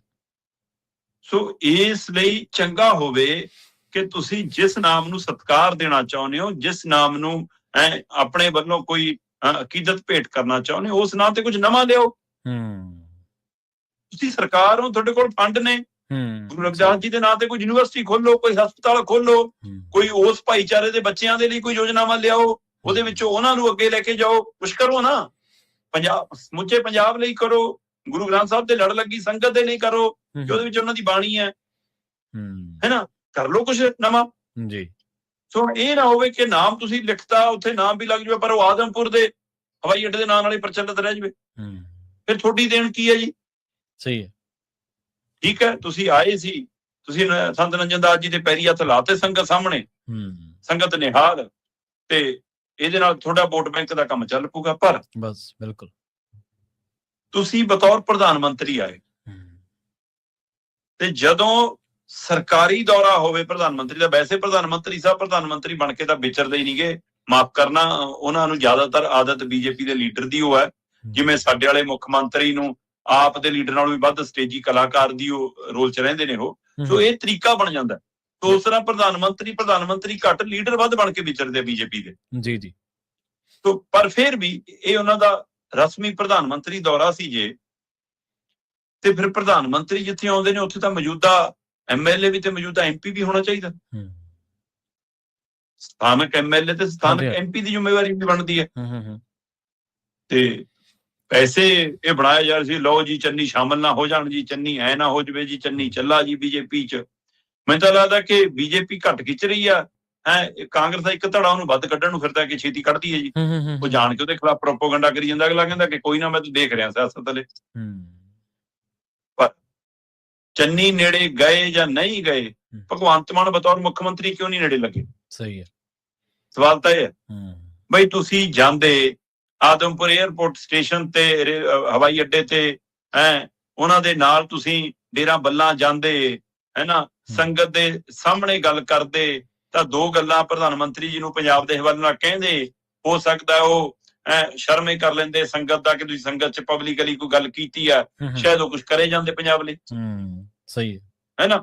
ਤੁਸੀਂ ਉਹਨਾਂ ਨਾਲ ਤੁਰਦੇ, ਬੈਠਦੇ, ਹੱਥ ਮਿਲਾਉਂਦੇ, ਗੁਲਦਸਤਾ ਦਿੰਦੇ, ਸਟੇਜ ਤੇ ਖੜਦੇ, ਮਗਰ ਤੁਰਦੇ, ਕੋਈ ਗੱਲੇ ਕਰ ਲੈਂਦੇ, ਰੋਣਾ ਹੀ ਰੋ ਲੈਂਦੇ। ਤੁਹਾਨੂੰ ਤਾਂ ਉਹ ਕਾਰਡ ਲੈਣ ਲਈ ਵੀ ਗੇਟ ਨਹੀਂ ਖੋਲਦੇ, ਦਿੱਲੀ ਜਾਂਦੇ ਹੋ ਤੁਸੀਂ। ਤਾਂ 350 ਸਾਡਾ ਸ੍ਰੀ ਗੁਰੂ ਤੇਗ ਬਹਾਦਰ ਜੀ ਦੇ ਸ਼ਹੀਦੀ ਪਰਬ ਤੇ ਆਪ ਕਹਿ ਚੁੱਕੇ ਹੋ ਕਿ ਅਸੀਂ ਦੇਣ ਗਏ ਸੀ ਜੀ, ਸਾਨੂੰ ਤਾਂ ਸੱਦਾ ਪੱਤਰ ਲੈਣ ਵੀ ਦਰਵਾਜ਼ਾ ਨਹੀਂ ਖੋਲਿਆ। ਸਹੀ ਹੈ। ਹੁਣ ਮੌਕਾ ਸੀ, ਤੁਹਾਡੇ ਘਰ ਆਏ ਸੀ। ਹੁਣ ਜਦੋਂ ਪਿਛਲੀ ਵਾਰ ਆਏ ਸੀ ਪੰਜਾਬ 'ਚ ਹੜ੍ਹਾਂ ਵਾਲੀ ਸਥਿਤੀ, ਤਾਂ ਤੁਸੀਂ ਹਸਪਤਾਲ ਵਾਲਾ ਮੰਜਾ ਮੰਨ ਕੇ ਬਹਿ ਗਏ, ਜਦ ਤੁਸੀਂ ਬਿਮਾਰ ਸੀ ਜੀ। ਤਾਂ ਤੁਸੀਂ ਬਿਮਾਰ ਵੀ ਨਹੀਂ ਸੀ। ਹਲਵਾਰੇ ਵਾਲੇ ਹਵਾਈ ਅੱਡੇ ਤੇ ਤੁਸੀਂ ਖੜੇ ਸੀ, ਨਾਲ ਬਿੱਟੂ ਐਂਡ ਪਾਰਟੀ ਵੀ ਸੀ, ਉੱਥੇ ਅਗਲਿਆਂ ਨੇ ਆਪਣੇ ਸਮਰਥਕ ਵੀ ਵਟਾਏ ਸੀ, ਉਹ ਨਾਰੇ ਮੋਦੀ ਲਾ ਰਹੇ ਸੀ, ਜਿਹੜੇ ਕੰਮ ਦੀ ਮਹਾਰਤ ਹੈ ਉਹਨਾਂ ਕੋਲ, ਤੇ ਤੁਹਾਨੂੰ ਬੋਲਣ ਦਾ ਵੀ ਚੱਜ ਨਾਲ ਮੌਕਾ ਨਹੀਂ ਮਿਲਿਆ। ਸਹੀ ਹੈ। ਵਰਚੁਅਲ ਉਦਘਾਟਨ ਅਗਲਿਆਂ ਨੇ ਕਰਤਾ। ਸੋ ਇਹ ਦੂਰੀ ਕੀ ਬੀਜੇਪੀ ਦੀ ਨੀਤੀ ਸੀ ਇਹ? ਕੀ ਇਹ ਕੇਂਦਰ ਸਰਕਾਰ ਦਾ ਇੱਕ ਏਜੰਡਾ ਸੀ ਕਿ ਪੰਜਾਬ ਸਰਕਾਰ ਨੂੰ ਨੇੜੇ ਨਹੀਂ ਲਿਆਉਣਾ? ਕਿ ਬੀਜੇਪੀ ਦੀ ਨੀਤੀ ਸੀ ਕਿ ਹੁਣ ਭਗਵੰਤ ਦੀ ਜ਼ਰੂਰਤ ਨਹੀਂ, ਪਰੇ ਰੱਖੋ? ਕਿ ਭਗਵੰਤ ਮਾਨ ਨੇ ਖੁਦ ਦੂਰੀ ਬਣਾ ਕੇ ਰੱਖੀ? ਕਿ ਉਹਦੇ ਆਕਾ ਨੇ ਕੋਈ ਹੁਕਮ ਦਿੱਤਾ ਸੀ? ਕੀ ਅਰਥ ਨੇ? ਦੇਖੋ, ਹਰ ਗੱਲ ਦੇ ਪਹਿਲੂ ਹੁੰਦੇ ਨੇ ਜੀ। ਆ ਮਜੀਠੀਆ ਵਾਲੇ ਮਾਮਲੇ 'ਚ ਹਰਪਾਲ ਚੀਮਾ ਜੀ ਕਹਿੰਦੇ ਜ਼ਮਾਨਤ ਮਿਲਣ ਦਾ ਮਤਲਬ ਦੋਸ਼ ਮੁਕਤ ਨਹੀਂ ਹੁੰਦਾ। ਤੇ ਜਦੋਂ ਕੇਜਰੀਵਾਲ ਬਾਹਰ ਆਇਆ ਸੀ ਤਦ ਮੰਦਰ ਦੀਆਂ ਘੰਟੀਆਂ ਕਿਉਂ ਵਜਾਉਂਦੇ ਫਿਰਦੇ ਸੀ? ਸਹੀ ਗੱਲ, ਬਿਲਕੁਲ। ਤਦ ਰੋਡ ਸ਼ੋਅ ਕਿਉਂ ਕੱਢਦੇ ਫਿਰਦੇ ਸੀ? ਉਹਨੂੰ ਵੀ ਜ਼ਮਾਨਤ ਤੇ ਮਿਲੀ, ਉਹ ਵੀ ਬਰੀ ਨਹੀਂ ਹੋਇਆ। ਮਨੀਸ਼ ਸਿਸੋਦੀਆ, ਸਤਿੰਦਰ ਜੈਨ ਬਰੀ ਨਹੀਂ ਹੋਇਆ, ਜ਼ਮਾਨਤ ਤੇ ਨੇ। ਸਹੀ ਹੈ। ਤੇ ਉਹਨਾਂ ਦੀ ਵਾਰ ਨੂੰ ਸੱਚ ਦੀ ਜਿੱਤ, ਸੱਤਿਆ ਦੀ ਜਿੱਤ ਕਿਵੇਂ ਹੋ ਜਾਂਦੀ ਹੈ? ਕਿਵੇਂ ਹੋ ਜਾਂਦੀ? ਸਹੀ ਗੱਲ ਹੈ, ਬਿਲਕੁਲ। ਤੁਹਾਡੇ ਫਾਰਮੂਲੇ ਕਿਵੇਂ ਬਦਲਦੇ ਨੇ? ਸੋ ਇਸ ਲਈ ਹਰ ਗੱਲ ਦੇ ਅਰਥ ਨੇ। ਕੱਲ ਜੇ ਪ੍ਰਧਾਨ ਮੰਤਰੀ ਦੇ ਫੇਰੀ ਤੇ ਭਗਵੰਤ ਮਾਨ ਦੂਰ ਰਹੇ ਨੇ ਜਾਂ ਦੂਰ ਰੱਖਿਆ ਗਿਆ ਜਾਂ ਦੂਰ ਕੀਤਾ ਗਿਆ ਜਾਂ ਦੂਰ ਰਹਿਣ ਦੇ ਹੁਕਮ ਸੀ ਤਾਂ ਇਹਦੇ ਕੋਈ ਮਾਇਨੇ ਨੇ ਜਨਾਬ। ਤੁਸੀਂ ਵੀ ਪੰਜਾਬ ਲਈ ਫਿਰ ਕੁਝ ਨਹੀਂ ਮੰਗ ਸਕੇ ਤੇ ਜੋ ਦੇ ਕੇ ਵੀ ਕੁਝ ਨਹੀਂ ਗਏ। ਸਹੀ ਗੱਲ ਹੈ, ਬਿਲਕੁਲ। ਤੇ ਅਗਲੀ ਗੱਲ ਕਰੀਏ, ਮੋਦੀ ਸਾਹਿਬ ਜਦੋਂ ਪੰਜਾਬ ਦੇ ਵਿੱਚ ਸੀਗੇ ਉਸੇ ਦਰਮਿਆਨ ਬਜਟ ਵੀ ਚੱਲ ਰਿਹਾ ਸੀਗਾ, ਬਜਟ ਦਾ ਜ਼ਿਕਰ ਹੋਇਆ। ਪੰਜਾਬ ਦੇ ਪੱਖ ਤੋਂ ਵੀ ਉਹਨੂੰ ਦੇਖਣਾ ਜ਼ਰੂਰੀ ਹੈ। ਪੰਜਾਬ ਦੇ ਹੱਥ ਪੱਲੇ ਕੀ ਪਿਆ ਜੀ, ਇੱਕ ਤਾਂ ਉਹ ਜ਼ਰੂਰ ਦੱਸਿਓ, ਤੇ ਇੱਕ ਦੱਸਦੇ ਆ ਕਿ ਜਿਹੜੇ ਬਲੈਕ ਮਨੀ ਵਾਲੇ ਨੇ ਉਹਨਾਂ ਨੂੰ ਰਾਹਤ ਦੇਤੀ ਇਹਨਾਂ ਨੇ। ਇਹ ਤਾਂ 15-15 ਲੱਖ ਰੁਪਏ ਲਿਆਉਂਦੇ ਸੀ, ਕਾਲਾ ਤਾਂ ਲਿਆਉਣਾ ਸੀ ਬਾਹਰੋਂ ਇਹਨਾਂ ਨੇ ਤਾਂ। ਪ੍ਰਵੀਨ ਜੀ, ਬਿਲਕੁਲ ਕੋਈ ਸ਼ੱਕ ਨਹੀਂ ਕਿ ਨਿਰਮਲਾ ਸੀਤਾਰਮਨ ਜੀ ਨੇ ਬਜਟ ਪੇਸ਼ ਕੀਤਾ। ਬਜਟ 326 ਦਾ ਸੀ ਤੇ ਉਹਦੇ ਵਿੱਚ ਸਬਜ਼ ਬਾਗ 247 ਦੇ ਨੇ ਜੀ। ਮਤਲਬ ਕਮਾਲ ਜੀ ਜੀ। ਸੋ ਉਹ ਮੁਗੇਰੀ ਲਾਲ ਦੇ ਸੁਪਨੇ ਹੁੰਦੇ ਆ, ਕੀ ਹੁੰਦੇ ਆ? ਹਾਂਜੀ ਹਾਂਜੀ, ਬਿਲਕੁਲ। ਬਸ ਉਹੀ ਨੇ ਇਹਨਾਂ ਕੋਲ ਜੀ। ਕਹਿੰਦੇ ਜੀ 30 ਲੱਖ ਨੌਜਵਾਨਾਂ ਨੂੰ ਰੁਜ਼ਗਾਰ ਦੇਵਾਂਗੇ 2030 ਤੱਕ। ਤੁਸੀਂ ਤਾਂ ਹਰ ਸਾਲ 1 ਕਰੋੜ ਲੋਕਾਂ ਨੂੰ ਰੁਜ਼ਗਾਰ ਦੇਣ ਦੀਆਂ ਗੱਲਾਂ ਕਰਦੇ ਸੀ। ਤੇ ਉਸੇ ਤਰ੍ਹਾਂ ਮਤਲਬ ਕਿ ਪੂਰੇ ਬਜਟ ਦੇ ਵਿੱਚੋਂ ਆਮ ਨਾਗਰਿਕ ਲਈ ਕੁਝ ਨਹੀਂ ਲੱਭਿਆ। ਪੱਤਰਕਾਰ ਪੁੱਛ ਰਹੇ ਸੀ ਨਿਰਮਲਾ ਸੀਤਾਰਮਨ ਦਾ, ਇੱਕ ਬਹੁਤ ਵੀਡੀਓ ਵਾਇਰਲ ਹੋ ਰਿਹਾ, ਉਹ ਮੂੰਹ ਜਾ ਖੋਲ ਕੇ ਉਹ ਪੁੱਛਦੇ ਕਿ ਆਮ ਨਾਗਰਿਕ ਨੂੰ ਕਿਆ ਮਿਲੇ, ਤੇ ਉਹ ਹੈ ਜੀ ਕਰਕੇ ਕਦੇ ਕੰਨ ਫੜਦੀ ਆ, ਕਦੇ ਐਂ ਜੇ ਕਰਦੀ ਆ, ਕਦੇ ਕੁਛ ਕਰਦੀ ਆ, ਕਦੇ ਕਹਿੰਦੀ ਆ ਸਿੱਖਿਆ ਮੇ, ਕਦੇ ਕਹਿੰਦੀ ਖੇਤੀ ਮੇ, ਰੁਜ਼ਗਾਰ, ਬਸ ਐਂ ਜਿਹਨੂੰ ਸਮਝ ਨਹੀਂ ਆਉਂਦਾ ਕੀ ਕਹੇ। ਮਤਲਬ ਲੈ ਦੇ ਕੇ ਨੌਕਰੀ ਪੇਸ਼ੇ ਵਾਲਾ ਬੰਦਾ, ਚਾਹੇ ਉਹ ਸਰਕਾਰੀ ਹੈ ਚਾਹੇ ਪ੍ਰਾਈਵੇਟ ਹੈ, ਉਹ ਸਭ ਤੋਂ ਪਹਿਲਾਂ ਦੇਖਦਾ ਮੈਨੂੰ ਟੈਕਸ ਛੂਟ ਕੁਛ ਹੈਗੀ ਜੀ। ਉਹ ਕੁਛ ਨਹੀਂ, ਸਲੈਬ 'ਚ ਕੋਈ ਬਦਲਾਅ ਨਹੀਂ, ਕੋਈ ਛੂਟ ਨਹੀਂ। ਫਿਰ ਬੰਦਾ ਦੇਖਦਾ ਕੋਈ ਚੀਜ਼ਾਂ ਸਸਤੀਆਂ ਹੋਈਆਂ, ਹੁਣ ਉਹ ਫਾਰਮੂਲੇ ਖਤਮ ਹੋ ਗਏ, 24 ਘੰਟੇ ਸੇਲ ਲੱਗੀ ਰਹਿੰਦੀਆਂ ਦੁਕਾਨਾਂ ਤੇ, ਪਤਾ ਹੀ ਆ ਸਾਰਾ ਕਿ ਰੇਟ ਉੱਥੇ ਲਿਆ ਕੇ ਫਿਰ ਕਿੰਨੇ ਦੇ ਵੇਚਣਾ, ਉਹ ਹਿਸਾਬ ਉੱਥੇ ਹੀ ਆ। ਸਹੀ। ਹੁਣ ਤੁਸੀਂ ਇੱਥੋਂ ਅੰਦਾਜ਼ਾ ਲਾ ਲਓ, ਕਿਸਾਨੀ ਖਾਦ ਕਹਿੰਦੇ ਲਓ ਜੀ ਅਸੀਂ ਮਤਲਬ ਕਿ ਉਹਦਾ ਰੇਟ ਨਹੀਂ ਘਟਾਇਆ, ਵਧਾਇਆ ਜੀ, ਉਨੀ ਉਹ ਰੱਖੀ ਆ ਜੀ, ਹੈ ਨਾ। ਅਸੀਂ ਰਾਹਤ ਦਿੱਤੀ ਜਦੋਂ ਕਿ ਮਹਿੰਗੀ ਹੋ ਗਈ। ਉਹ ਕੱਲ ਦੱਸ ਰਹੇ ਸੀ ਕਿਸਾਨ ਆਗੂ, ਕਹਿੰਦੇ ਭਰਾਵਾ 50 ਕਿਲੋ ਵਾਲਾ ਕੱਟਾ 40 ਕਿਲੋ ਦਾ ਕਰਤਾ, ਰੇਟ ਉਹੀ ਹੈ। ਸਹੀ ਗੱਲ। ਤੇ ਉਹ 10 ਕਿਲੋ ਦਾ ਉਹਦਾ ਹਿਸਾਬ ਕਿੱਥੇ ਕੱਢੋਗੇ? ਉਹ ਕੀ ਖੇਡ ਹੈ? ਸੋ ਇਹੀ ਬਜਟ ਹੈ ਬਸ ਜੀ, ਕਿ ਬਜਟ ਦੇ ਵਿੱਚ ਵਜਨੇ ਘਟਾ ਦਿਓ, ਦਿਖਾਉਣ ਨੂੰ ਲਿਫਾਫੇ ਦੀ ਹਵਾ ਉਨੀ ਰੱਖੋ। ਸੋ ਸਥਿਤੀ ਸੀ। ਪਰ ਸਾਰਾ ਪਹਿਲੂ ਇਹ ਹੈ ਕਿ ਮੈਂ ਇਹਦੇ ਵਿੱਚੋਂ ਲੱਭ ਰਿਹਾ ਸੀ ਕਿ ਪੰਜਾਬ ਦੇ ਲਈ, ਕੋਈ ਕਿਸਾਨੀ ਦੇ ਲਈ, ਕੋਈ ਮਜ਼ਦੂਰੀ ਦੇ ਲਈ, ਕੋਈ ਮਤਲਬ ਕਿ ਛੋਟੇ ਦੁਕਾਨਦਾਰ ਦੇ ਲਈ ਕੁਛ ਨਹੀਂ ਲੱਗਿਆ। ਹਾਂ, ਤੁਸੀਂ ਦਰੁਸਤ ਕਿਹਾ ਕਿ ਇੱਥੇ ਬਾਬਾ ਰਾਮਦੇਵ ਕਾਲੇ ਧਨ ਦੇ ਬਹੁਤ ਢੋਲ ਪਿੱਟਦਾ ਰਿਹਾ ਕਿ ਲਓ ਜੀ ਵਾਪਸ ਆਊਗਾ, ਬਿਲਕੁਲ, ਹੈ ਨਾ, ਮੈਂ ਇਸ ਲਈ ਨਾਲ ਹੈ ਨਾ। ਇੱਥੇ ਜੀ 15-15 ਲੱਖ ਫਿਰ ਬਾਅਦ 'ਚ ਜੁਮਲਾ ਬਣ ਗਿਆ। ਤੇ ਤੁਸੀਂ ਤਾਂ ਕਹਿੰਦੇ ਸੀ ਬਲੈਕ ਮਨੀ ਬਾਹਰੋਂ ਲਿਆ ਕੇ ਅਸੀਂ ਲੋਕਾਂ ਦੇ ਖਾਤਿਆਂ 'ਚ ਪਾ ਦਾਂਗੇ, ਤੇ ਤੁਸੀਂ ਤਾਂ ਇਹ ਕਹਿੰਦੇ ਸੀ ਕਿ ਅਸੀਂ ਆਹ ਨੋਟਬੰਦੀ ਜਿਹੜੀ ਕੀਤੀ ਨਾ, ਬਲੈਕ ਮਨੀ ਖਤਮ ਹੋ ਜਾਣੀ, ਲੱਕ ਹੀ ਟੁੱਟ ਜਾਊਗਾ। ਪਰ ਨਹੀਂ, ਬਲੈਕ ਮਨੀ ਦੇ ਵਿੱਚ ਵੱਡੀ ਰਾਹਤ ਹੈ ਜੀ। ਵਿਦੇਸ਼ ਦੇ ਵਿੱਚ ਜੇ ਤੁਸੀਂ ਕੋਈ ਜਾਇਦਾਦ ਲਈ ਹੋਈ ਆ ਜੀ, ਤੇ ਜੇ ਤੁਸੀਂ ਉਹਨੂੰ ਲੁਕੋ ਲੈਂਦੇ ਹੋ, ਤੁਹਾਡੇ ਤੇ ਉਹਨੂੰ ਮੁਕੱਦਮਾ ਨਹੀਂ। ਇਹ ਬਜਟ ਦੇ ਵਿੱਚ ਤਜਵੀਜ਼ ਹੈ। ਠੀਕ ਹੈ। ਹੁਣ ਇਹ 'ਚ ਝੋਲ ਕੀ ਹੈ? ਉਹ ਕਹਿੰਦੇ ਵੀ ਜੇ ਤਾਂ 1 ਕਰੋੜ ਤੋਂ ਜਾਂ ਉਹ ਤੋਂ ਜ਼ਿਆਦਾ ਵਾਲਾ ਮਾਮਲਾ ਹੈ, ਫਿਰ ਤਾਂ ਉਹ ਜਾਇਦਾਦ ਦੇ ਹਵਾਲੇ ਨਾਲ ਉਹਦੇ ਉੱਤੇ 30% ਟੈਕਸ ਲੱਗੂਗਾ। ਠੀਕ ਹੈ। ਤੇ ਜੁਰਮਾਨੇ ਦੇ ਬਦਲੇ ਵੀ 30% ਟੈਕਸ ਵੱਧ ਜਾਊਗਾ, 60% ਦੀ ਗੱਲ ਜਾਂਦੀ ਹੈ। ਜੇ ਕਹਿੰਦੇ ਜੀ ਵਿਦੇਸ਼ ਦੇ ਵਿੱਚ ਜਾਇਦਾਦ 20 ਲੱਖ ਦੀ ਹੋਣ, 20 ਲੱਖ 'ਚ ਆਉਂਦਾ ਤਾਂ ਕੁਛ ਨਹੀਂ। ਜੇ ਆਪਾਂ ਕਹੀਏ ਭਾਰਤੀ ਕਰੰਸੀ ਦੇ 20 ਲੱਖ, ਕੈਨੇਡਾ ਅਮਰੀਕਾ 'ਚ ਕੀ ਵੈਲਿਊ ਰੱਖਣਗੇ ਜੀ ਉਹ? ਜੇ ਕਹਿੰਦੇ 20 ਲੱਖ ਤੱਕ ਦੀ ਜਾਇਦਾਦ ਆ ਤੇ ਉਹਨੂੰ ਲੁਕੋ ਲੈਂਦਾ ਬੰਦਾ, ਤਾਂ ਉਹਦੇ ਵਿੱਚ ਮਤਲਬ ਕਿ ਉਹਦੇ ਤੇ ਮੁਕੱਦਮਾ ਨਹੀਂ ਚੱਲੂਗਾ। ਹੁਣ ਇਹ ਖੇਡ ਕੀ ਹੈ ਜਨਾਬ? ਇਹ ਆਰਥਿਕ ਮਾਹਰ ਸਮਝਾ ਸਕਦੇ ਨੇ ਕਿ ਚੋਰੀ ਦੇ ਲਈ ਕਾਨੂੰਨ ਇੱਕ ਹੁੰਦਾ ਹੈ, ਜੇ ਚੋਰੀ ਰੁਪਈਏ ਦੀ ਹੋਈ ਹੈ ਜਾਂ ਕੁਆਂਟਲ ਦੀ ਹੋਈ ਹੈ, ਚੋਰੀ ਤਾਂ ਚੋਰੀ ਹੈ। ਤੇ ਸਵਾਲ ਤਾਂ ਇਹ ਹੈ ਕਿ 20 ਲੱਖ ਵਾਲੀ ਛੂਟ ਦਾ ਕੀ ਮਾਇਨੇ ਹੈ? ਕੀ ਇਹ ਕੋਈ ਜਿਨ੍ਹਾਂ ਦੇ ਕਾਲੇ ਧਨ ਉਧਰ ਪਏ ਨੇ ਉਹਨਾਂ ਨੇ ਕੋਈ ਫਾਰਮੂਲਾ ਸੁਝਾਤਾ? ਕੀ ਇਹ ਤਰੀਕਾਕਾਰ ਹੈ ਕੋਈ ਬਚਣ ਦਾ? ਸੋ ਇਹ ਸਮਝ ਤੋਂ ਪਰੇ ਆ, ਪਰ ਇਹ ਸਪਸ਼ਟ ਰੂਪ ਚ ਮਤਲਬ ਸਾਡੇ ਬਜਟ ਦੇ ਵਿੱਚ ਹੈ ਨਾ, ਆਮਦਨ ਜਾਇਦਾਦ ਦੋਨਾਂ ਦੀ ਜਾਣਕਾਰੀ ਦੇਣ ਤੇ ਕਹਿੰਦੇ 60% ਟੈਕਸ ਹੈ ਵਿਦੇਸ਼ੀ। ਤੇ ਜੇ ਬਲੈਕ ਮਨੀ ਚ ਰਾਹਤ ਹੈ ਕਿ ਵਿਦੇਸ਼ ਚ ਜੇ ਤੁਸੀਂ ਇੱਥੋਂ ਤੱਕ ਦੀ ਜਾਇਦਾਦ ਨੂੰ ਲੁਕੋ ਲੈਂਦੇ ਹੋ ਤੇ ਕੱਲ ਨੂੰ ਪਤਾ ਲੱਗਣ ਤੇ ਤੁਹਾਡੇ ਤੇ ਮੁਕੱਦਮਾ ਨਹੀਂ ਚੱਲੂਗਾ। ਫਿਰ ਇਹ ਕਿਹਦੇ ਲਈ ਰਾਹਤ ਹੈ? ਪਹਿਲਾਂ ਤਾਂ ਸਵਿਸ ਬੈਂਕ ਵਾਲਿਆਂ ਦੀਆਂ ਫਾਈਲਾਂ ਚੱਕੀ ਫਿਰਦੇ ਸੀ, ਹੁਣ ਨਾਲ ਆ ਗਏ ਤੇ ਹੁਣ ਰਾਹਤਾਂ ਮਿਲਣ ਲੱਗ ਪਈਆਂ। ਸਹੀ। ਸੋ ਇਹ ਕੀ ਹੈ? ਸੋ ਇਸ ਲਈ ਕੋਈ ਤਾਂ ਖੇਡ ਹੈਗਾ ਜਨਾਬ, ਇਹ ਕਿਹਦਾ ਬਲੈਕ ਮਨੀ ਹੈ ਤੇ ਕਿਹਦੀ ਵਾਈਟ ਕਰਨੀ ਹੈ, ਕਿਹਨੂੰ ਬਚਾਉਣਾ ਹੈ, ਇਹ ਕੁਛ ਨਾ ਕੁਛ ਖੇਲ ਹੈ। ਹੁਣ ਇਹ ਅੰਦਾਜ਼ੇ ਲਾਉਣੇ ਦੇਸ਼ ਵਾਸੀਆਂ ਦੇ ਹਿੱਸੇ ਨੇ ਕਿ ਇਹਦੇ ਕੀ ਅਰਥ ਸਮਝਦੇ ਆ। ਜੀ ਬਿਲਕੁਲ, ਕੈਪਟਨ ਅਮਰਿੰਦਰ ਸਿੰਘ ਸਮੇਤ ਕਈ ਹੋਰ ਲੋਕ ਸੋਚਦੇ ਤਾਂ ਹੋਣਗੇ ਵੀ ਐਵੇਂ ਡਰੀ ਗਏ ਈਡੀ ਦੀਆਂ ਫਾਈਲਾਂ ਤੋਂ, ਪਤਾ ਹੀ ਨਹੀਂ ਸੀ ਇਹਨਾਂ ਨੇ ਤਾਂ ਕਾਨੂੰਨ ਰੈਲੇ ਕਰਦੇ ਨੇ, ਇਹਨਾਂ ਨੇ ਤਾਂ ਕਾਨੂੰਨਾਂ ਦੇ ਵਿੱਚ ਰਾਹ ਦੇ ਦੇਣਾ।